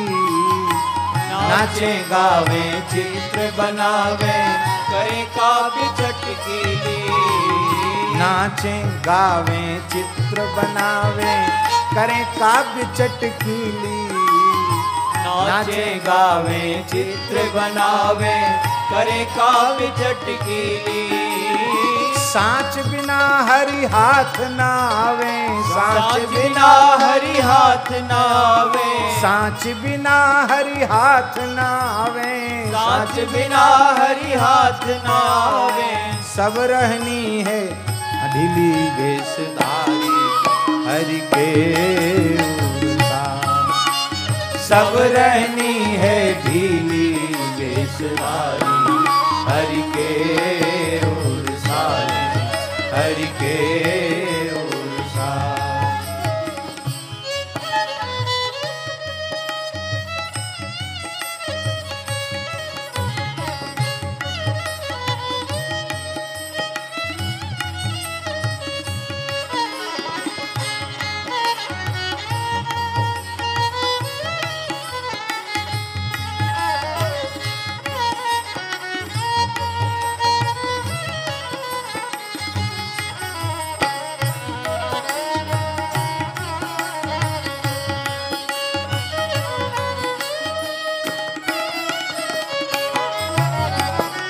विवेक वैराग्य भगति बिन सत्य न एको मानो। बिनु विवेक वैराग्य भगति बिन सत्य न एको मानो। भगवत विमुख कपट चतुराई, भगवत विमुख कपट चतुराई। सो पाखंडे जानो वेशधारी हरि के उर्सा। सो पाखंडे जानो वेशधारी हरि के उर्सा ले, हरि के उर्सा। हाँ वेशधारी हरि के उर्सा ले, हरि के उर्सा ले। वेशधारी हरि के उर्सा ले, हरि के उर्सा। वेश के अनुरूप हमारा जीवन हो। हे वेंकटेश बालाजी, हे नाथ, ऐसी कृपा करो कि आपने कृपा करके, गुरुजनों ने, संतों ने कृपा करके वेश तो दे दिया, पर उसके अनुरूप हम लोगों का जीवन बन जाए। इतने गुण जामे सो संत, इतने गुण जामे सो संत, इतने गुण जामे सो संत, इतने गुण जामे सो संत। श्री भागवत मध्य जस गावत, श्री भागवत मध्य यस गावत, श्री मुख कमलाकांत, श्री मुख कमलाकांत, श्री मुख कमलाकांत,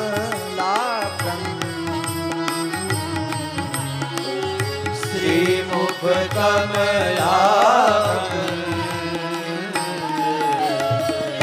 इतने गुण जामे सो संत, इतने गुण जामे सो संत।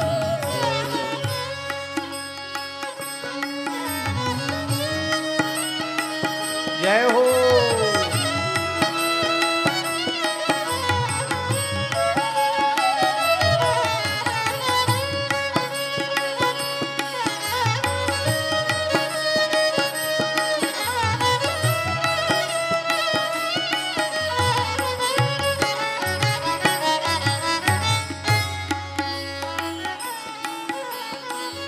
हरि को भजन साधु की सेवा, हरि को भजन साधु की सेवा, हरि को भजन गौवन की सेवा, हरि को भजन गौवन की सेवा, सर्वभूत परदाया, सर्वभूत परदाया,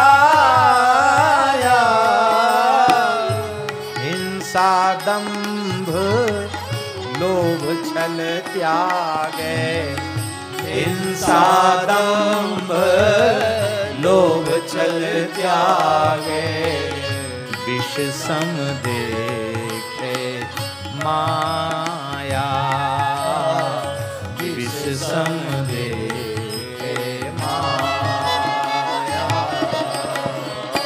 इतने गुण जामे सो संत, इतने गुण जामे सो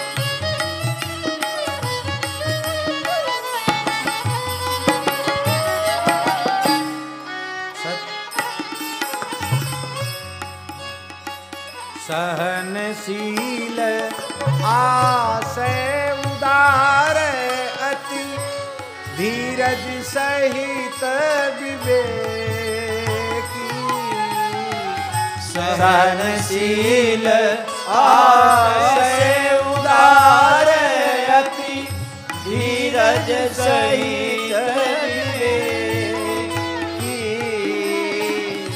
सत्य वचन सबको सुखदायक, सत्य वचन सबको सुखदायक, गई अनन्य व्रत एकी, गई अनन्य व्रत एकी।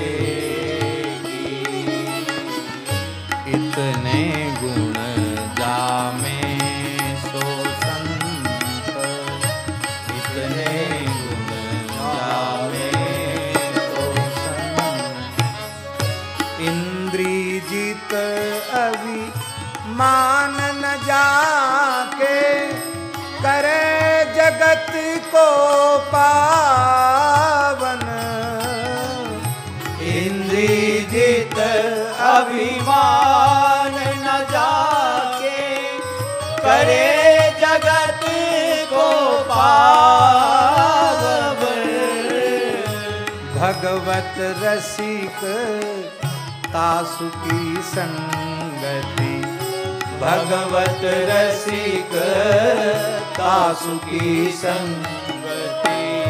तीनहु ताप न सावन, तीनहु ताप न सावन। इतने गुण जामे सो संत, इतने गुण जामे सो संत। इतने गुण जामे सो संत, इतने गुण जामे सो संत।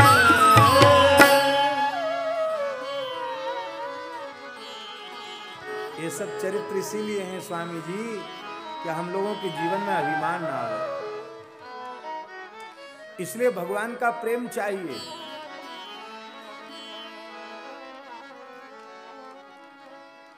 अभिमान तया नित्य मांझी है ना श्री, बहुत प्यारी बात है, बहुत प्यारी बात है।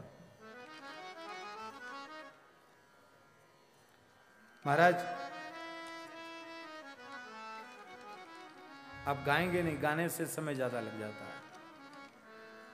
संत एकनाथ जी कह रहे हैं यदि जीवन में भगवान के प्रति भक्ति नहीं है, उनके चरणों में निष्काम प्रेम नहीं है, तो तुम्हारा ज्ञान भी तुम्हारे लिए कल्याणकारी नहीं होगा।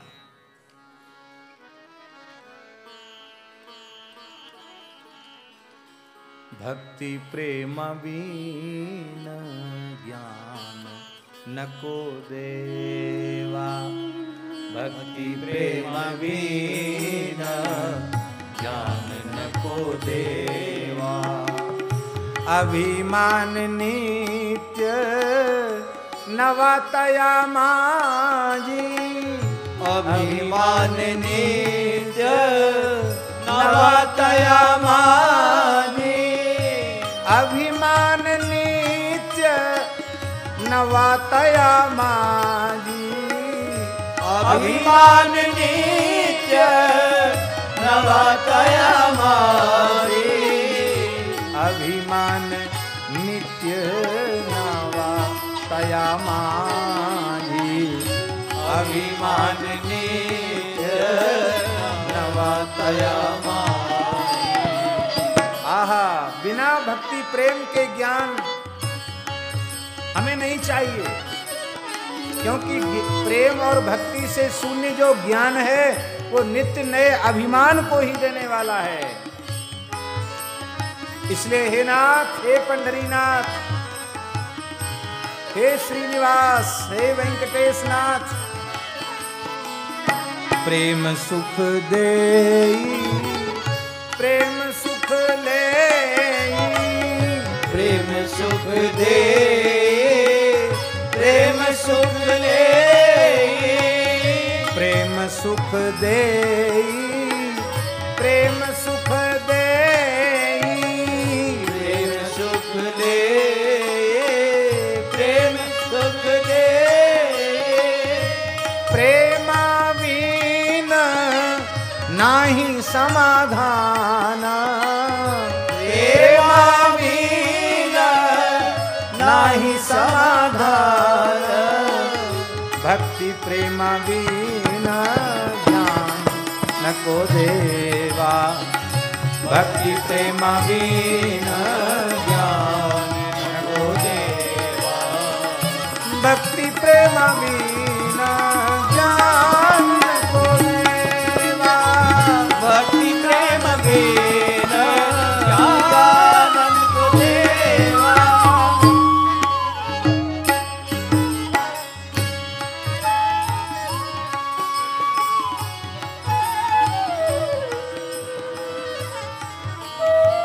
बहुत ध्यान से सुने संत एकनाथ जी की वाणी। रांडवेन जेवी श्रृंगार केला, रांडवेन देवी श्रृंगार केला, रांडवेन जेवी श्रृंगार केला, रांडवेन जेवी श्रृंगार केला, प्रेम बिन झाला ज्ञानी तैसा, प्रेम बिन झाला ज्ञानी तैसा, प्रेम बिन ज्ञानी झाला तैसा, प्रेम बिन झाला ज्ञानी तैसा, भक्ति प्रेम बिन ज्ञान को देवा, भक्ति प्रेम बिन ज्ञान को देवा, भक्ति प्रेम बिन ज्ञान को देवा, भक्ति प्रेम बिन ज्ञान को देवा। जैसे किसी विधवा स्त्री ने अपना श्रृंगार किया हो, उसे कोई अच्छा मानेगा? बिना भक्ति और प्रेम के ज्ञानी का ज्ञान विधवा के श्रृंगार के जैसा है, कोई प्रयोजन उससे नहीं है। इसलिए एका जनार्दनी प्रेम अति गोड़, एका जनार्दनी प्रेम अति घोर, एका जनार्दनी प्रेम अति गोड़, एका जनार्दनी प्रेम अति घोर, अनुभवी सुखाड़ जानतील, अनुभवी सुखाड़ जानतील, भक्ति प्रेम बिना ज्ञान न को देवा, भक्ति प्रेम बिना ज्ञान न को देवा, भक्ति प्रेम बिना ज्ञान न को देवा,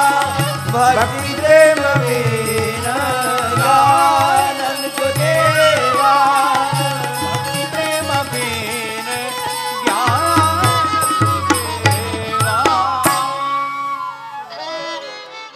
ये बात पक्की कर लो अपने मन में, जहां अहंकार की दुर्गंध है वहां भक्ति नहीं है, वहां प्रेम नहीं है। सूर्य और रात्रि एक साथ नहीं रह सकते, ऐसी अहंकार और प्रेम एक साथ नहीं रह सकता, अहंकार और भक्ति एक साथ नहीं रह सकती। बड़े से बड़े योगी यति तपस्वी, उनके पतन का कारण भी अहंकार ही है। इसलिए सदा सर्वदा हरि गुरु संत के चरणों में लिपटे रहो। हे प्रभु, हम तो तिनके के जैसे हैं, आप बचाइए। मनुष्य के जीवन में अहंकार कब आता है? जब हरि गुरु और संत के प्रति अपराध बनता है, तभी जीवन में विकार आते हैं, तभी जीवन में दोष आते हैं। इसलिए हाथ जोड़कर प्रार्थना है, जहां तक हो सके हरि गुरु और संत इनके प्रति अपराध न बने, मन से भी अपराध न बने। फिर कम से कम साधन भी होगा तो पक्की गारंटी है कल्याण की। साधन कहते ही उसको हैं जो गुरुजनों के अनुशासन में हो।